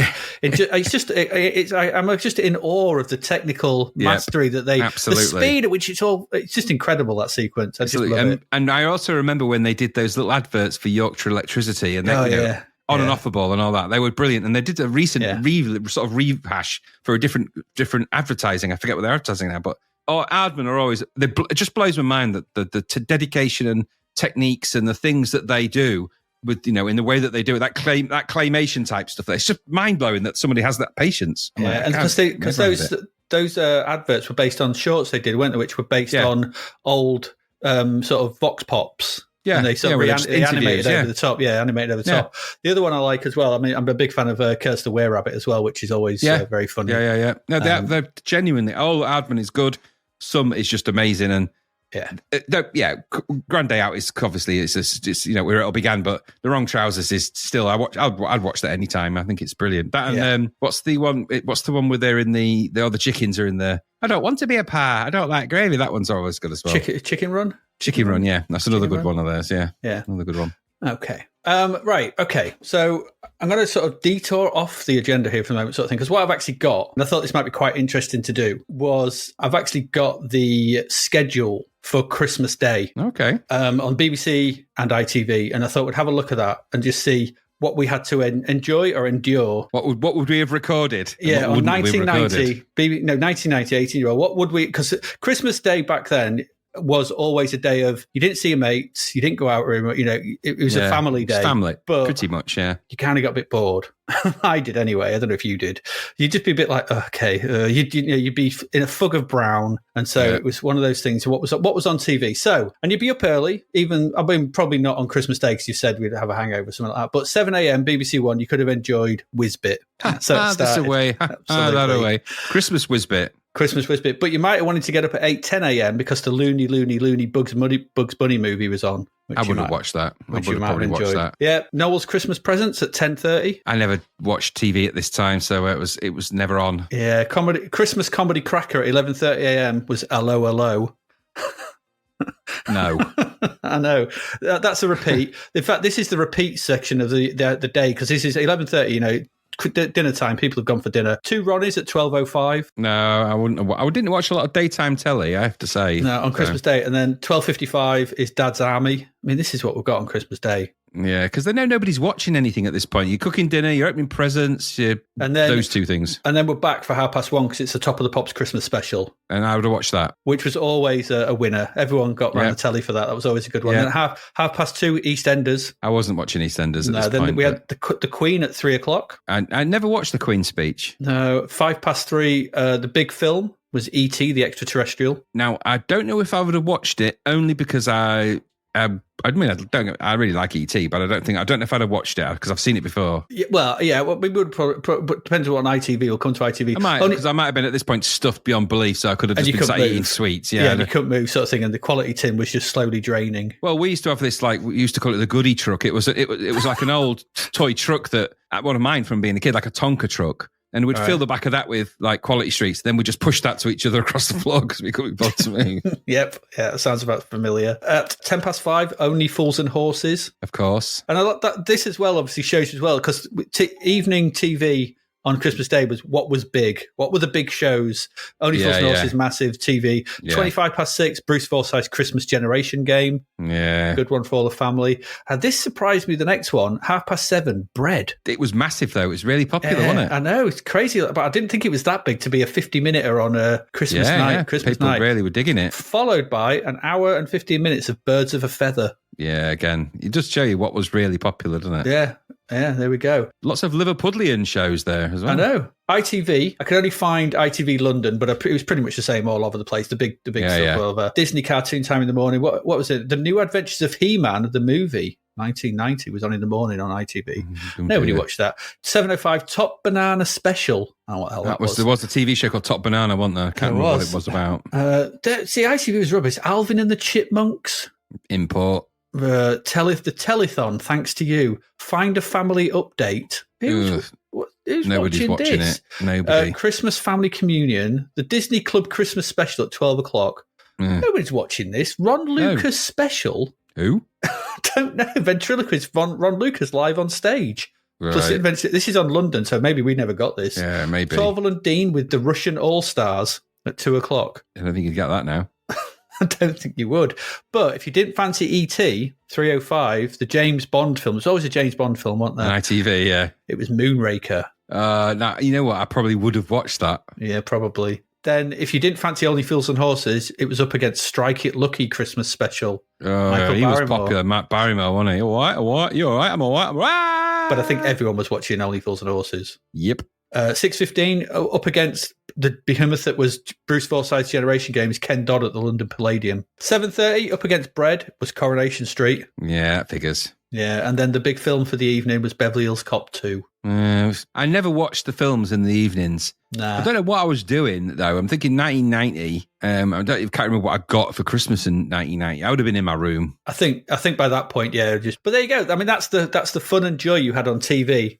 On the main two channels in the UK in 1990, it wasn't a fun day. I mean, it was, but it's Christmas. You got some stuff, sort of thing. But by the time you're 18, you're out of toys. You want to be your own thing, and it was always a bit of that. Exactly. I was hitting up the bar at this point at home. Like there was beers were being drunk heavily at this point. Because the other thing was, were pubs open back then on Christmas Day? I don't think they were. They opened. They did, yeah, but they only opened for a short amount of time. So they only opened for a few hours. Yeah. So I mean, because my dad was always away or working, and normally he would have bought like a crate of beers or something. And it might have been that Christmas, I can't remember, but I just drank them all one particular Christmas day, and then he wasn't very happy with me. Came back to me, he was Grolsch as well, like little stubby bottle Grolsch. He came back to just a burbling mass. I was just like, just totally wiped out. And he's like, "You drunk an entire crate of beer." I salute you, sir. Also, damn you for drinking my beer. My beers. Yeah. Oh dear. Also on 25th of December, Channel 4. God, this.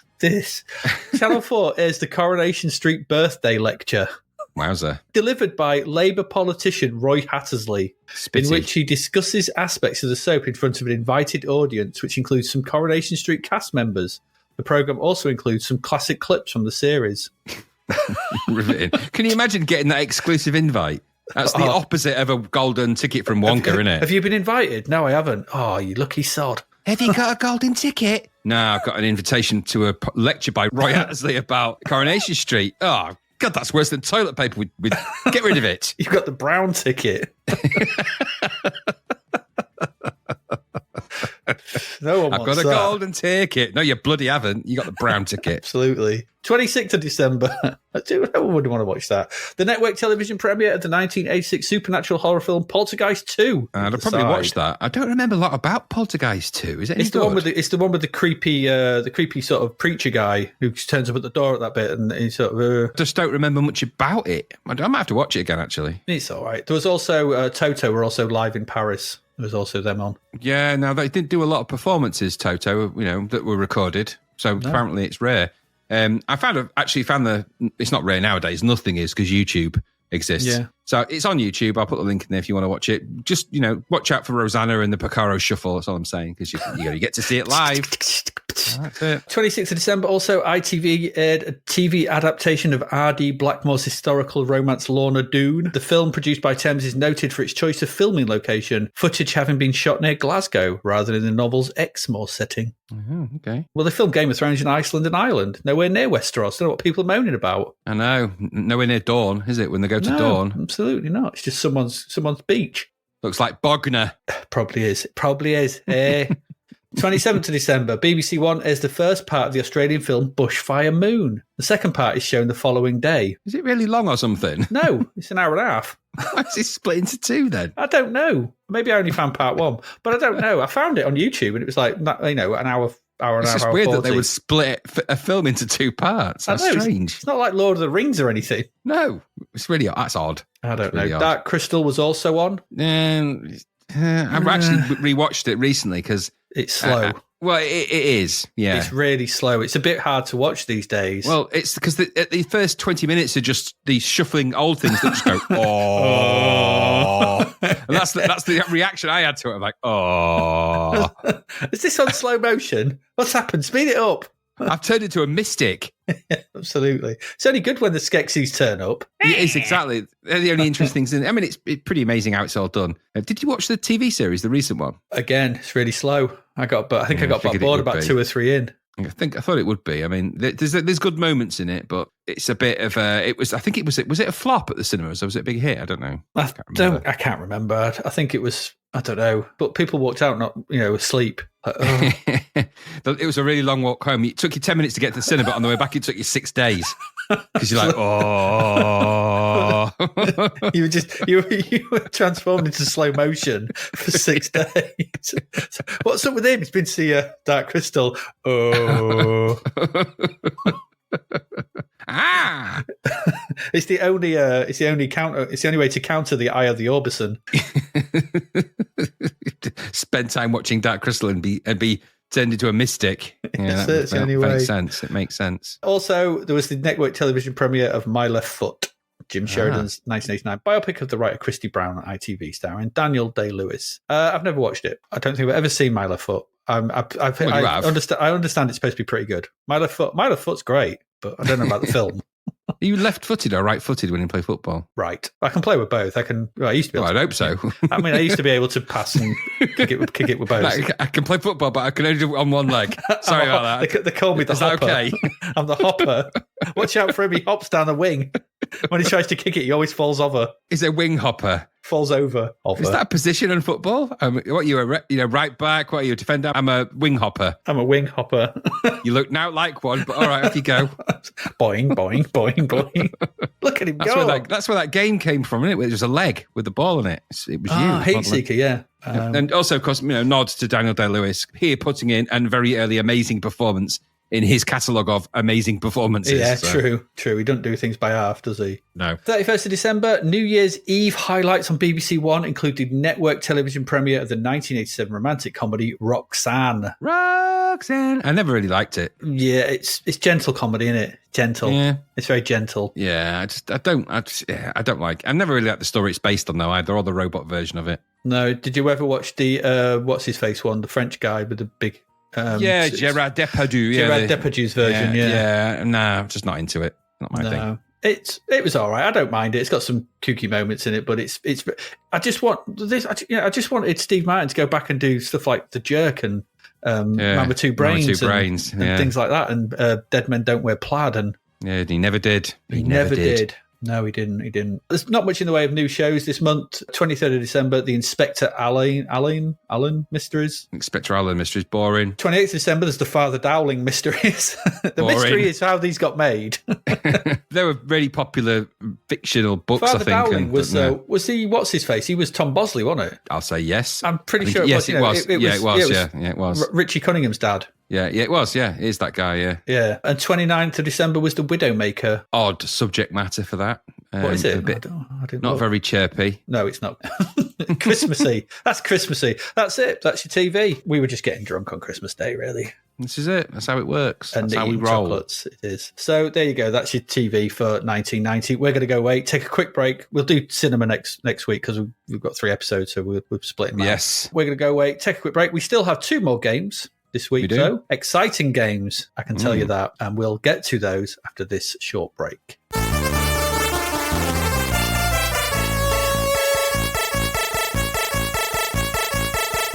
And we're back. We're over halfway through the games. Actually, no, yeah, we're about to become over halfway through the games for December 1990. We've got 2 left this and then 4 more next week. Let's get into the first of those. And this is the long-awaited one. We've been long-awaited. Not by me. This is Subbuteo. Subbuteo. The board game version of football is finally here in computer form. Just what everyone asked for. A sim of a sim. Great. Yeah. Anyway, before we get to the game itself, for those who don't know, Subbuteo was invented by Peter Adolf, who 1916 to 1994, who was demobbed from the Royal Air Force after the end of World War II. Searching for a new business opportunity, he turned his attention to creating a new tabletop football game. He adapted his game from New Footy, a table football game that had been invented in 1929 by William Lane Keeling of Liverpool. He made numerous improvements, including changing the heavy lead bases under the model players to lighter materials, using for his prototype a button from his mother's coat and a washer. Okay. Clever. In August 1946, Peter Adolph filed an online patent application for the game, which was not finalised until 1947. The August 46 edition of the Boys' Own paper first announced Subbuteo's availability and offered to send details, but sets were not available until March 1947. According to rumours, after the early adverts, orders started to pour in as Adolph set about converting his patent idea into a deliverable product. There you go. So it's tabletop football. And no point during this review, whatever I say about this game, I'm not knocking the original product, because I used to play loads of this as a kid and I loved it. I used to play loads with my brother. We had and my other friends at the time and his friends, and we get the pitch out, we'd roll it out. We had an AstroTurf pitch, and we had things at the side. We had a stand. We had loads and loads of teams, and we used to play loads of it. And we spent time painting them, updating the kit. We used to update the kits each year. It was great. That was what you do. And I have very, very fond memories of the actual game itself, of this tabletop, flicking the little players around to kick the ball. So for those who don't know, it's basically, you'd get like you'd have a pitch, it's football, but you get these little players and they'll be on like these little sort of curved bases, and you'd have a ball and you'd have to flick them basically. You'd flick them with your fingers and you'd hit the ball and you kick it, and if you missed it, you only had 3 kicks or something like that. I'm not going to go through the rules of Subbuteo, go look them up, but it was great, and you'd just play a game of football, and it was just really good fun, really good and enjoyable. So the computer version, let's get to the computer version. Now, according to the instructions, and I think this is the reason that this game saw the light of day, was this. This is in the instructions. It says, having totally revamped the product in the mid-80s with brighter, more modern packaging, Subbuteo were able to walk away with the toy industry's coveted Game of the Year award in 1988. The range includes 150 strips with a total of over 500,000 teams being sold annually in the UK. 500,000 teams being sold annually in the UK, that's a lot, and 1 million throughout the world, and has had the added enjoyment of a successful World Cup campaign by incorporating the Italia 90 logo. That explains where we've got this game, I think. Yeah, exactly. It was quite a big deal. And anything that big, make a computer version to cash in even further, because computers were big, we're a growing industry. It's a game, well, put it on there. Yeah, that's fair enough. It is what it is. So this was published by a company called English Zoo. Okay. I've never heard of them. It was developed by Goliath Games, who I have heard of. They did Tracksuit Manager and that Boxing Manager game. So this is the only other game they did. And the creator here was Richard Walker. I don't know if he did anything else. And there's music by Matt Furness. I've seen Matt Furness a bit. He's been popping up quite a lot recently. He has. He really has. So there's a rather bland-looking loading screen, which sets the mood. We get to the title screen, and we have the simple option of basically we can either play a match or we can play a league. And it's in that big sort of football viddy print writer thing, that sort of line, right? And it's, at least it's a font. I'll give it that. Yeah. It annoyed me though, because control of the menus is cursor keys and enter, but you control the game with a joystick. True. So let me control the menus with a joystick. If it's just choosing between one of them, if flicking between, they're just a joystick. Just make me look. Oh, it's annoying. I don't get it. Anyway, play a match allows you to play a single match, whilst the league option lets you set up a league of 8 teams, which can be a mix of human and computer control players. So you could have 3 humans, 5 computers, 6 players, 2 computers, whatever, and then you can play that. So essentially, though, you want to play a game of Subbuteo. So if you select play match, you can play against the computer or another human. Then you can enter your names or your name or your names. If there's 2 you're playing, you enter the level of difficulty of the computer if you're playing against them, from international, which is the highest, to league, which is the medium, and novice, which is the easiest. And then your choice of input from joystick or keyboard. Just have both. God, I don't get it. Just put joystick. You then select the length of time to play, and you can play from 1 minute to 45. It's not clear at that point if that's for a half or in total. It just says length of time. Yeah, exactly. It is actually for a half. I'll let you know now. Don't pick 45 because you'll regret it in the long run. Oh, yeah, you'll go full Mystic again.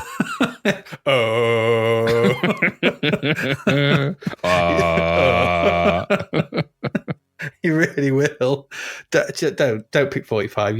Don't. And then once you've done that, you get told the result of the coin toss. You don't actually get to do anything with the coin, just get told. It's onto the game. But before that as well, you get the coin toss, and then you have to choose your team's formation. It's a weird way to do it. Strange. Do the formation, then the coin toss. Your players are out on the pitch at that point. Coin toss. I chase the formation. 4-4-2. I'm a defender. What you doing? So that's odd. At this point, the music ends. It stops. It's like okay, and the game starts. All right.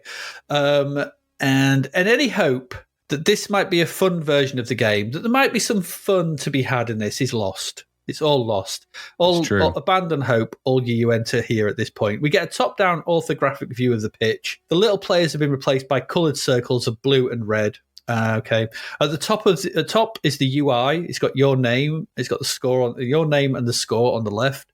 The time left in the middle. There's a hand pointing down to signify whose turn it is. Surely it should be pointing to the left or right, or just have an icon. A hand pointing down is an odd icon to have to indicate whose game it is. I think it's an odd thing to do. There's the player two's details on the right and the top right, whether that's the computer or another player. And under the player whose turn it is like a blue bar which decreases, which is the time limit you have to make your move. Essentially, that's what this is. So when it's your go, you can scroll the view of the pitch because the whole pitch doesn't fit on it. It's vertical, so basically the pitch is laid out vertically. You can move it up and down to view where all the little round circles are, which indicate where the players are. You can scroll it up, and then when you press fire, it kind of locks that view in. It does, and then you stopped. And then what happens is a little sort of dot will appear around one of your players will start flashing. But if you pull down at that point, you can abort. It made me laugh. Abort.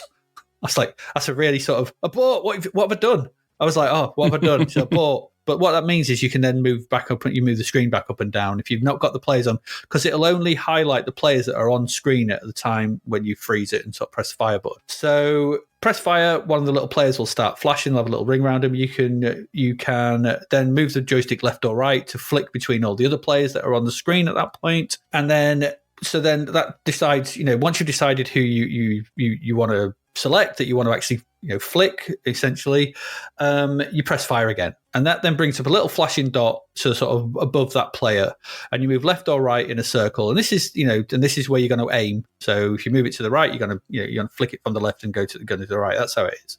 Mm-hmm. So once you're satisfied with the direction that you are going to flick the player in, remember this is a sim of a sim. So these are little players on a fake pitch which you flick with your fingers to go and hit the ball. So you want to hit it to go and hit the ball. That's what the whole point is. It's football still, but a version of football. Yeah. Then once you press fire again, it brings up like a leaderboard style display. You got two bars, one for power and one for spin. So holding down the fire button starts the power button climbing, and then you let go. This will stop it, and that'll be the power. There's no indicator of how much power it is. It's just a bar. So I've no idea how hard I'm hitting it. Like sometimes it'll be way underpowered, sometimes I hit it far too fast. Like, give me what's the power? Is it strong flick? Is it weak flick? How do you measure the power of a flick? Is it hair flick? Quite possibly already. So then once you've let go, the other bar will start to rise, and essentially that's the spin bar. And like in leaderboard, there's a line towards the top. The closer you hit it to that bar, the less spin there'll be on it. And if you passed it, it'll be sort of hook and, it'll flick it in different directions. Now, okay, you can do curve shots. So if you're behind a player that, if you want to do something tricky, you can put loads of spin on it and it'll actually curve it around to hit the ball. Okay, that's fair enough. You can do that in the game itself by flicking them on the sides. And so they've tried to incorporate that. All right. Once you've sort of pressed the fire button again to decide the sort of directness, the straightness of the flick, you press fire. There's a little pause, and then the circle, because there's supposed to be a player's, it flicks in the direction you pushed it. If you hit the ball, then you continue on. And it's got all the rules of Subbuteo. I'm not going into them here because there's all kind of nuances to the rules, which are quite in depth, like with you can reposition players and flicks. You only hit it a certain amount of times if you're offside. There's all those kind of things. There's loads of rules to Subbuteo, and it does do them all here. And so the game plays out from this point with you able to make defensive flicks to block attacks. Like I said, there's throw-ins and corners. They all take place just like they do in Subbuteo, where you can pick them up and move them about. There's fouls. This plays like Subbuteo, I guess, only with dots instead of players, and with absolutely 100% all of the fun just sucked right out of it. Surgical precision. They've gone in and excised the fun, like with a scalpel. It's true. The visuals are very bland. And I'm sure they could have done better than this with the players on the pitch or something. They're just round blocks. There's no kind of character to this. There's no sense of like anything. I think this is just a bit of a rushed up. Oh, they're just dots. That'll do. Who cares? The top-down view is very dull. The sound is non-existent, pretty much. There's some clips and as you flick it or whatever, pretty much by the music. There's no atmosphere. And I know it's I get it. I'll come to it in a minute. There's no atmosphere or anything to this. The whole point of Subbuteo, and we've said this about other board games, and this falls into that similar crap trap. It's a physical game, and thus it needs all these extra rules and parameters because it's a board game. So it's not football. It's an approximation. It's a simulation of football made into a board game. So it needs all these little extra flicks and stuff like that. With computer football, we've seen loads of these. We've seen countless times. We've played loads of football games. These limitations are not there. So this is taking a physical game with all those concessions to making it feel like football, then transposing them into a medium that does not have those limitations because it can have AI, it can have the players running around. We don't need this. I don't get it. The joy of Subbuteo was the physical aspect of it, flicking a player and doing that for yourself. There was an enjoyable, you felt connection to the players and you saw it and you're playing against someone and all that. This cannot be replicated in a computer version of the game. It cannot. It's impossible. So what you end up with is some weird hybrid that just makes you question who thought this was a good idea. It's clearly just a cash grab. Subbuteo is the game of the year. Thinks it's tied in with the Italian 90. Let's just make a computer game because some people might like it and be out there. The implementation's all here. It's never going to work because it's another step removed from the actual game it's supposed to represent. Or, as I said at the beginning, it's a sim of a sim. It doesn't work for me. I don't think it could work.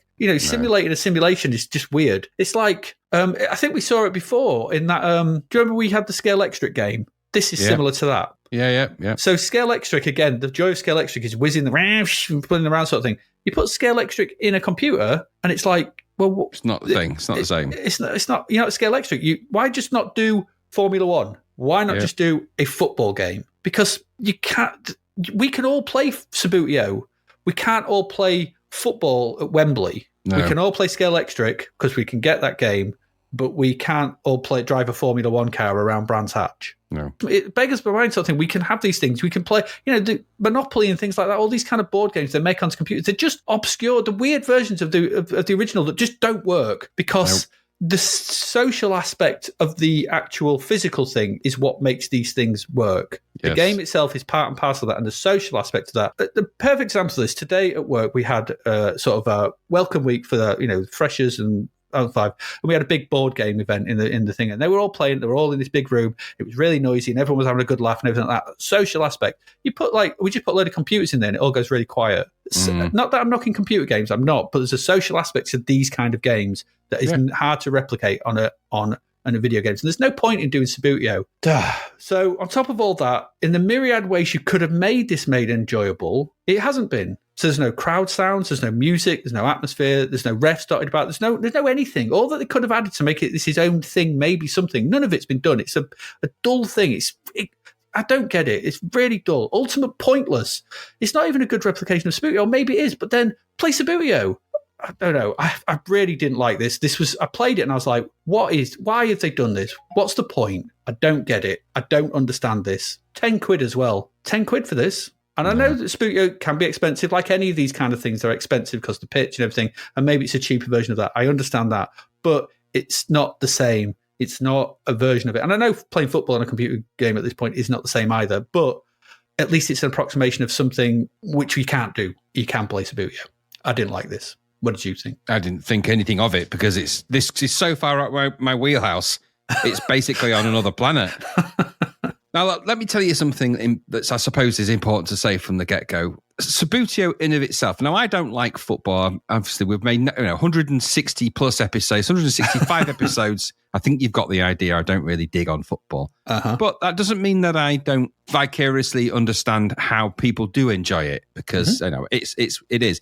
Now, I'm of youth of the 70s, 80s and 90s, and I had friends who played Subbuteo. They were very keen on it, and they had the setup, the pitch and everything else. And I can tell you that as much as I don't like football, playing that game with my friend who did, and him explaining to me how things worked, was a lot of fun. Yeah, exactly. Subbuteo is a lot of fun for people that want to play football. And back then, this was how you did it. If you didn't go to the field to kick it about, and you wanted to play something in a tabletop version, this is all you had. And there was another variation where you press their heads down and they kick the ball, but that's not the same as this. No, it's not. Now, the reason I mention all of that is because Subbuteo is still very popular. They have a World Championships every year, and it's big business. It's not like it's gone away. This is a globally important game. There's the Subbuteo website. They still make the players. They still make the kits. They still do all the stuff. They still do the game. You can still buy this for about 30, 40 quid, and you can get yourself a Subbuteo tabletop. The original one, believe it or not, I was reading on their website, and the original came with chalks and instructions on how to draw the lines out on the green thing that you put down.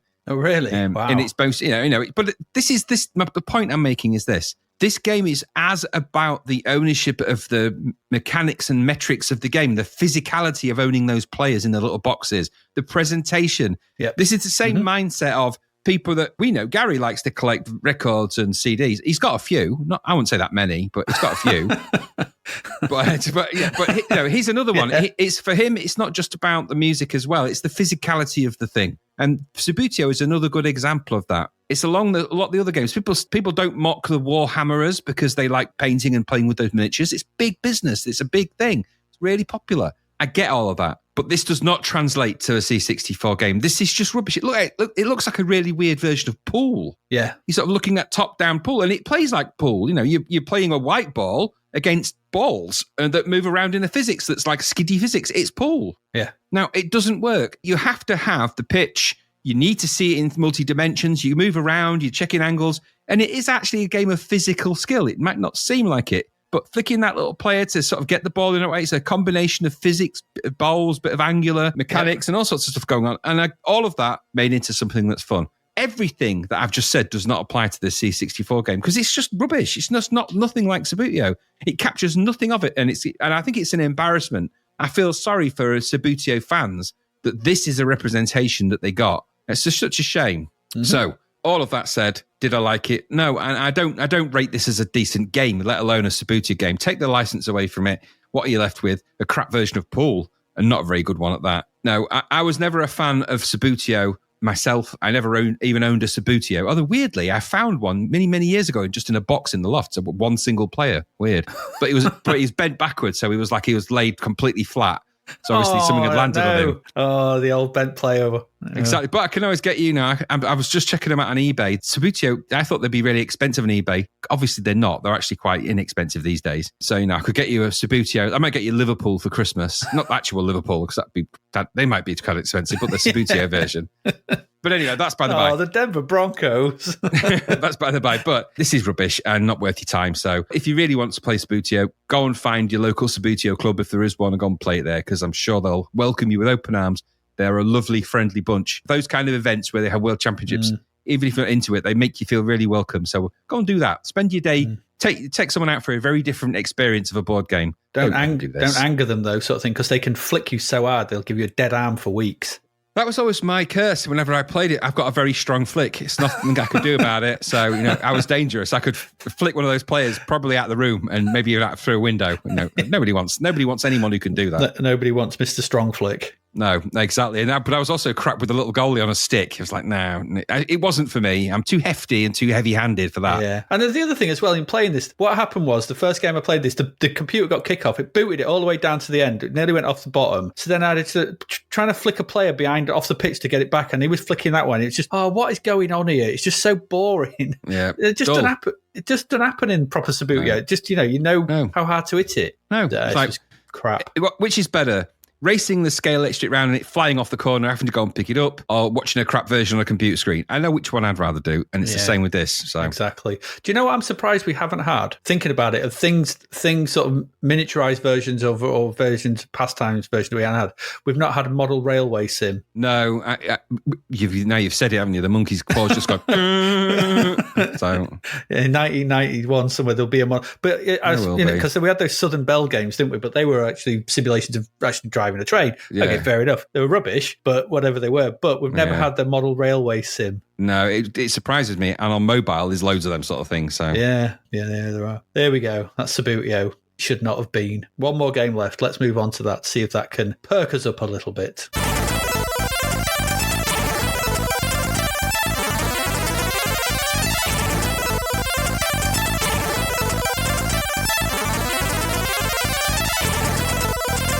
Graham, it's over to you to play the interestingly titled Atomic Robo-Kid. Yes, arcade conversion again. The original arcade was by Nikon. Who? Well, it was released. It says it was released in the arcades by UPL in 1988, and in the US, the game was published by Nikon. Nikon. It's a horizontally scrolling shooter released in the arcade. In Japan, Games Machine listed Atomic Robo-Kid on their March the 1st, 1989 issue as being the 8th most successful table arcade unit of the month. Eighth, yeah.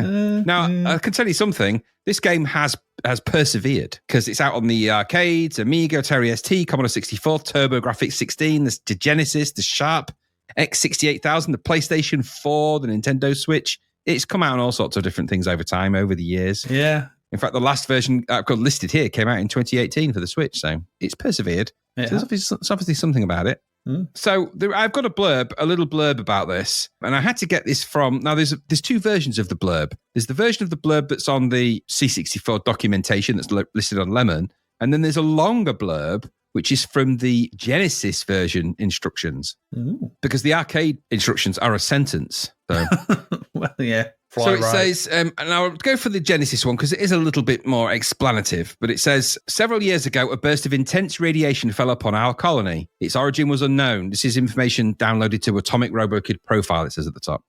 Its origin was unknown except that it appeared to originate somewhere deep in space. The radiation was devastating to all colony life forms, killing most and mutating whatever remained. It also adversely affected our colony's geography and continues to change it. Those scout reports suggest that there may be some outside force involved. In the aftermath of this apocalypse, a handful of humans struggle in vain to survive. We are now dominated by hostile, intelligent beings. Several fearsome governors, quote unquote, have seized control, rendering us powerless. We have been constantly battling the mutant armies, but our conventional weapons and fleshy bodies are no match against their speed, power, and numbers, and less fleshy bodies.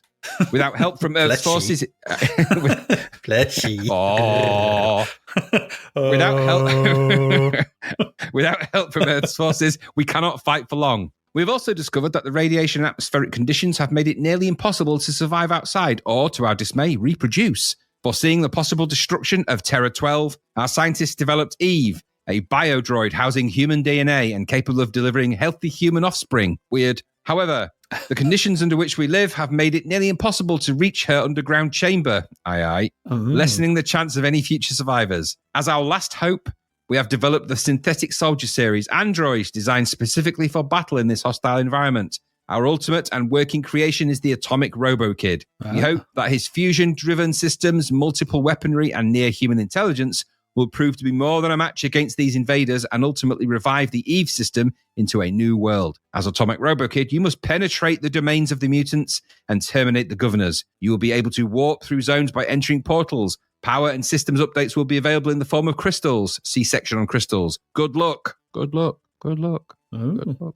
So that's it. That's the basics of it. And the C64 is actually a slight variation on that. It starts off with, weirdly, they talk about the cuteness of the character more, because it kind of involves a cutish looking thing, I suppose. And it says, the cutest, bravest Robo-Kid is here. Having just graduated from the Universal University of Space Combat, Kid is on his very first mission to travel deep into enemy territory and destroy everything that gets in his way. He must fight his way through at least 24 levels from a choice of 28. Some levels have more than one exit to complete his mission.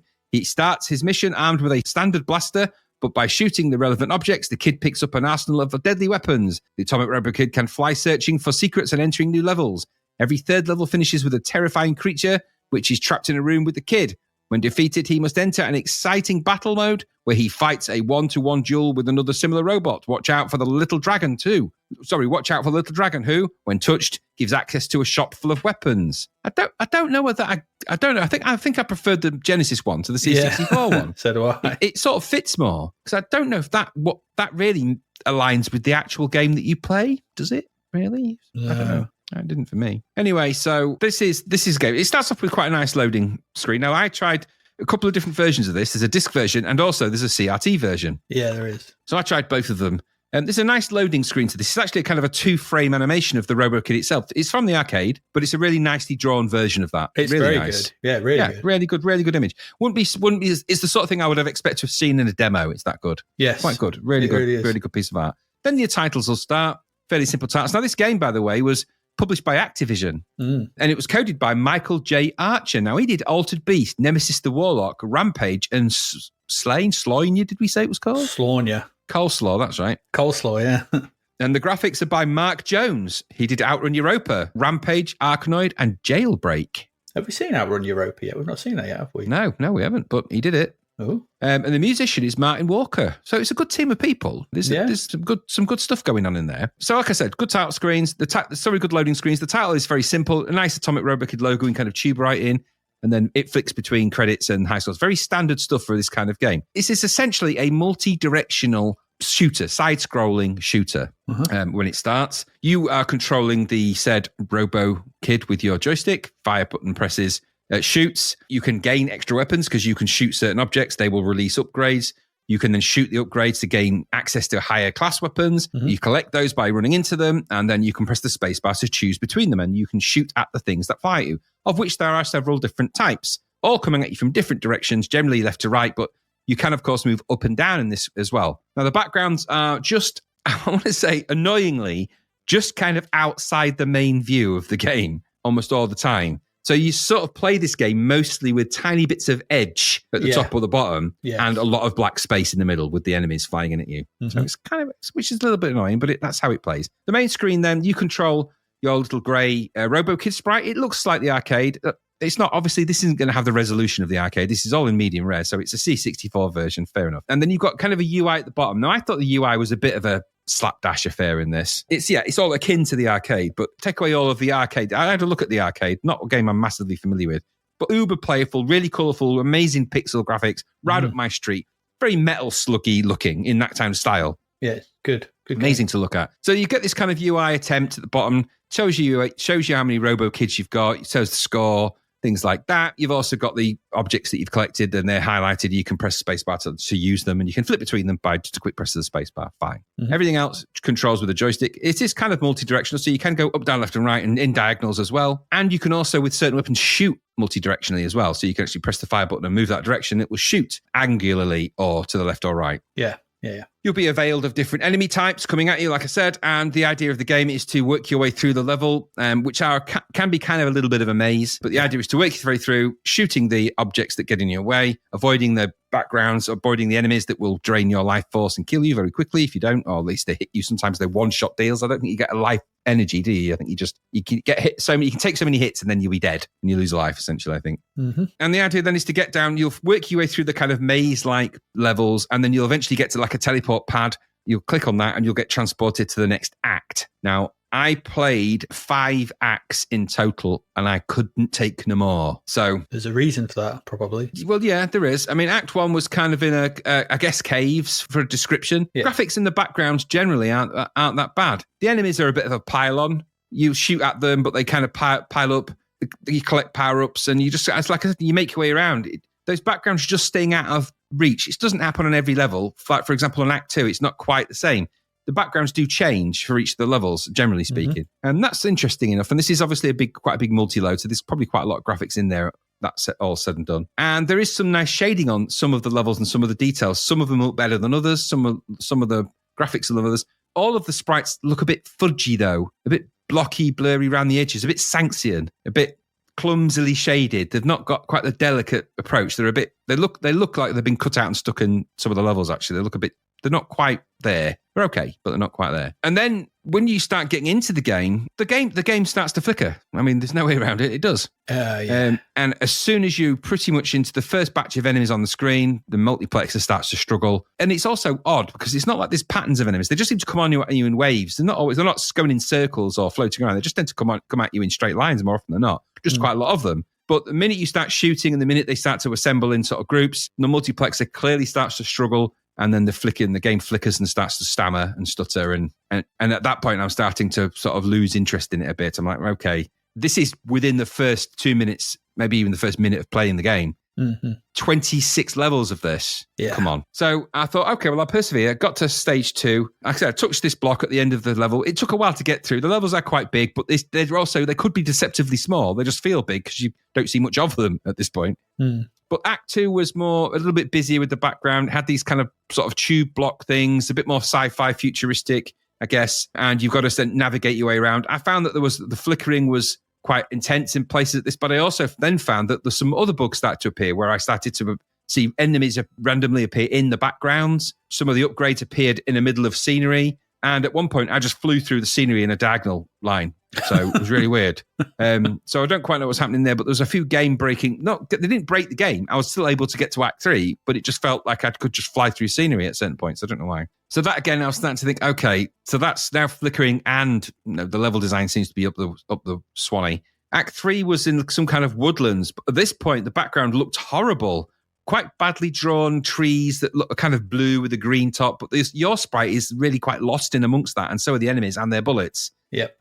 And more flickering. So it's like, it's just making it more intense. I got the first boss encounter. I'll say this, the actual boss graphics look really nice. Quite big, nice sort of mechanic looking thing in sort of purple colours. Really nice to look at with some sprite details to bring it to life. Quite a nice boss. A nice boss.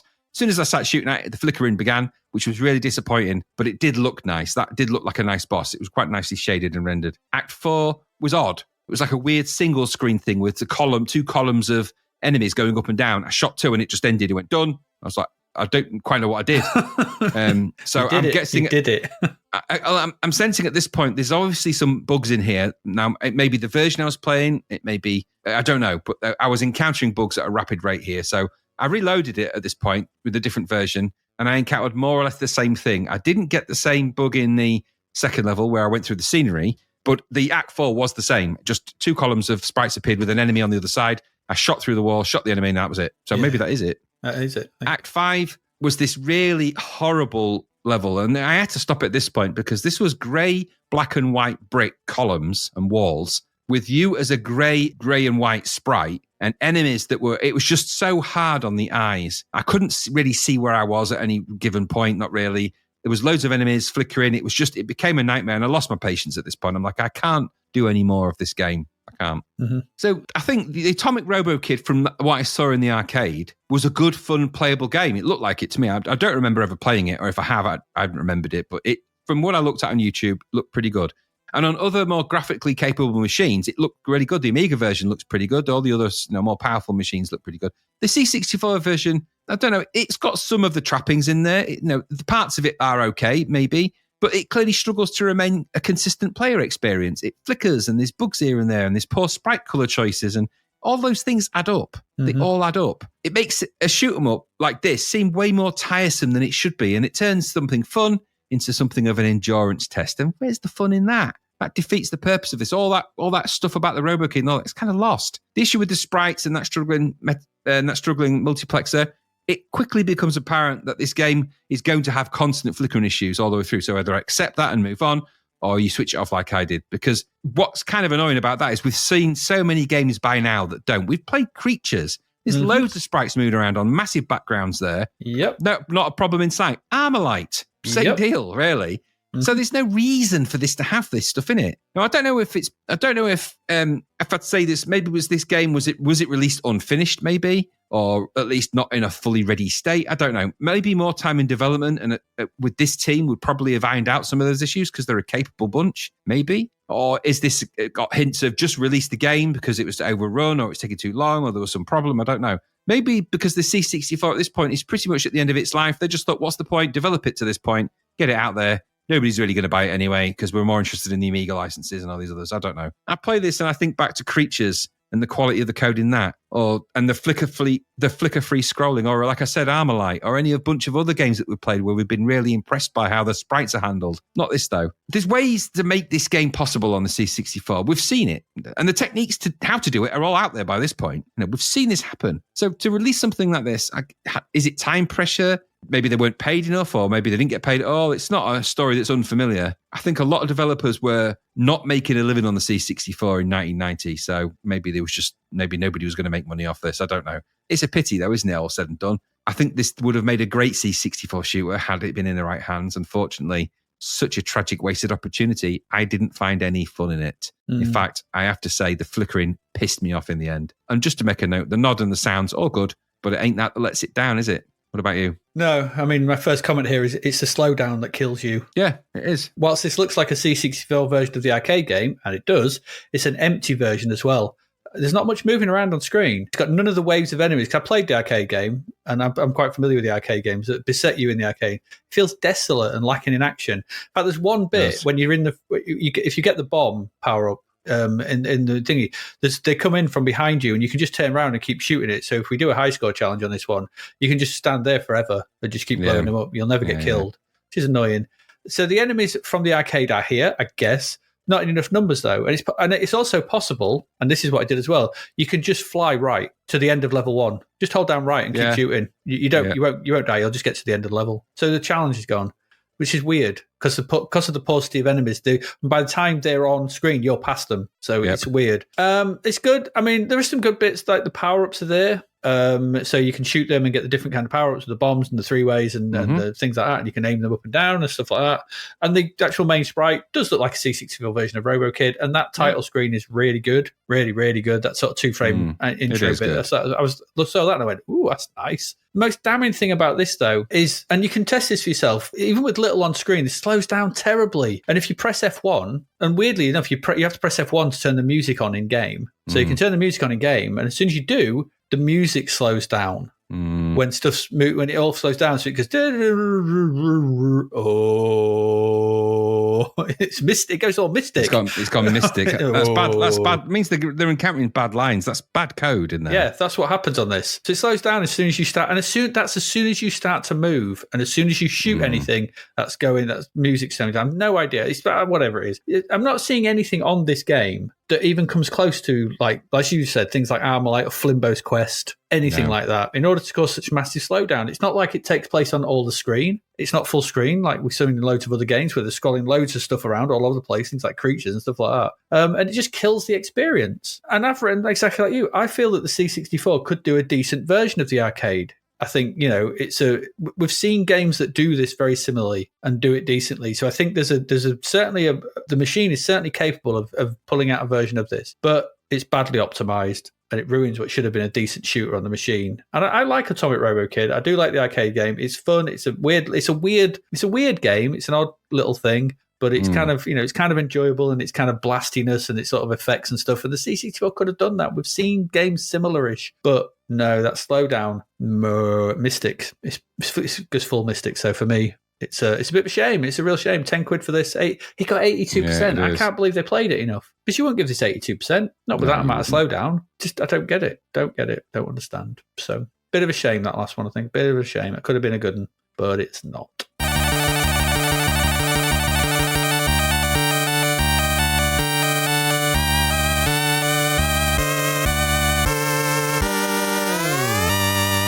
And there we go. That's it for this week. An interesting, weird old bunch of games. I mean, for me, Chase HQ2 is the best of the lot, I think. And I know it's not particularly your game, but I think it's better than the other three. It's better than Subbuteo, Macadam Bumper, and Atomic Robo-Kid. Yeah, no, I mean, like I said, it's okay. I wouldn't say it was amazing, but it's okay. Yeah.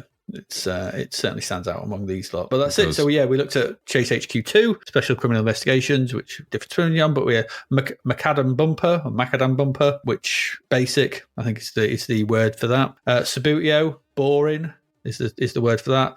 And Atomic Robo-Kid, flickery.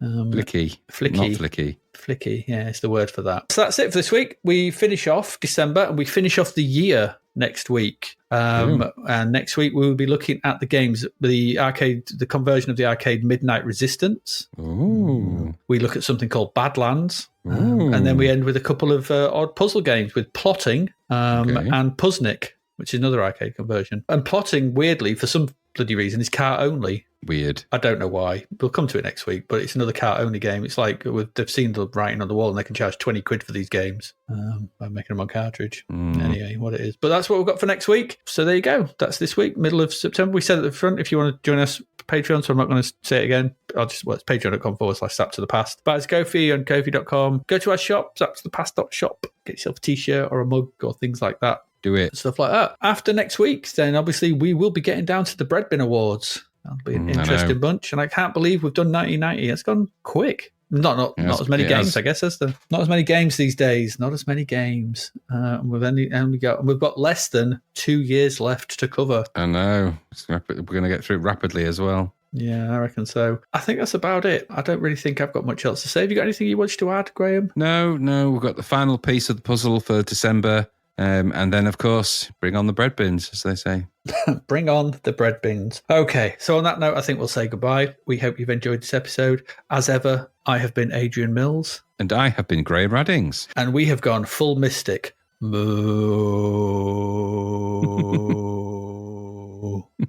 We'll see you again next week. Thank you for listening to the Zapped to the Past podcast. We hope you enjoyed our deep dive into the world of Commodore 64 games, as well as the music, films and TV from around the 1980s, driven, of course, by the issue of Zapped 64 magazine published at that time. We will return with a whole new batch of games and stuff to talk about next week. Until then, if you want to listen to or download previous episodes of Zapped to the Past, and why wouldn't you, they can all be found on our website at zappedtothepast.com, as well as being available on Podbean, Apple Podcasts, Google Podcasts, Spotify, Deezer, Audible, Player FM, and, well, pretty much anywhere where we can upload them. By the way, we do always love to hear from our amazing listeners, so if you'd like to contact us about anything in the podcast or beyond, you can do so by emailing us at zappedtothepast@gmail.com. We're also active on Twitter under @ZapTother, as well as Facebook, Instagram, and most social media platforms. Just search for Zapped to the Past and you'll find us. Oh, and if you like the podcast and what we're doing, please do like, share, review, rate us. It really helps. Something, apparently. The Zapped to the Past podcast is written and produced by Adrian Mills and Graham Raddings, and recorded at Flaky Bits 2.0 Studio. All opinions expressed are those of the writers, and while we indeed love Zapped 64 magazine, the Zapped to the Past podcast is not affiliated with it in any way. Stay safe, see you next time, and remember, we play these games so you don't have to.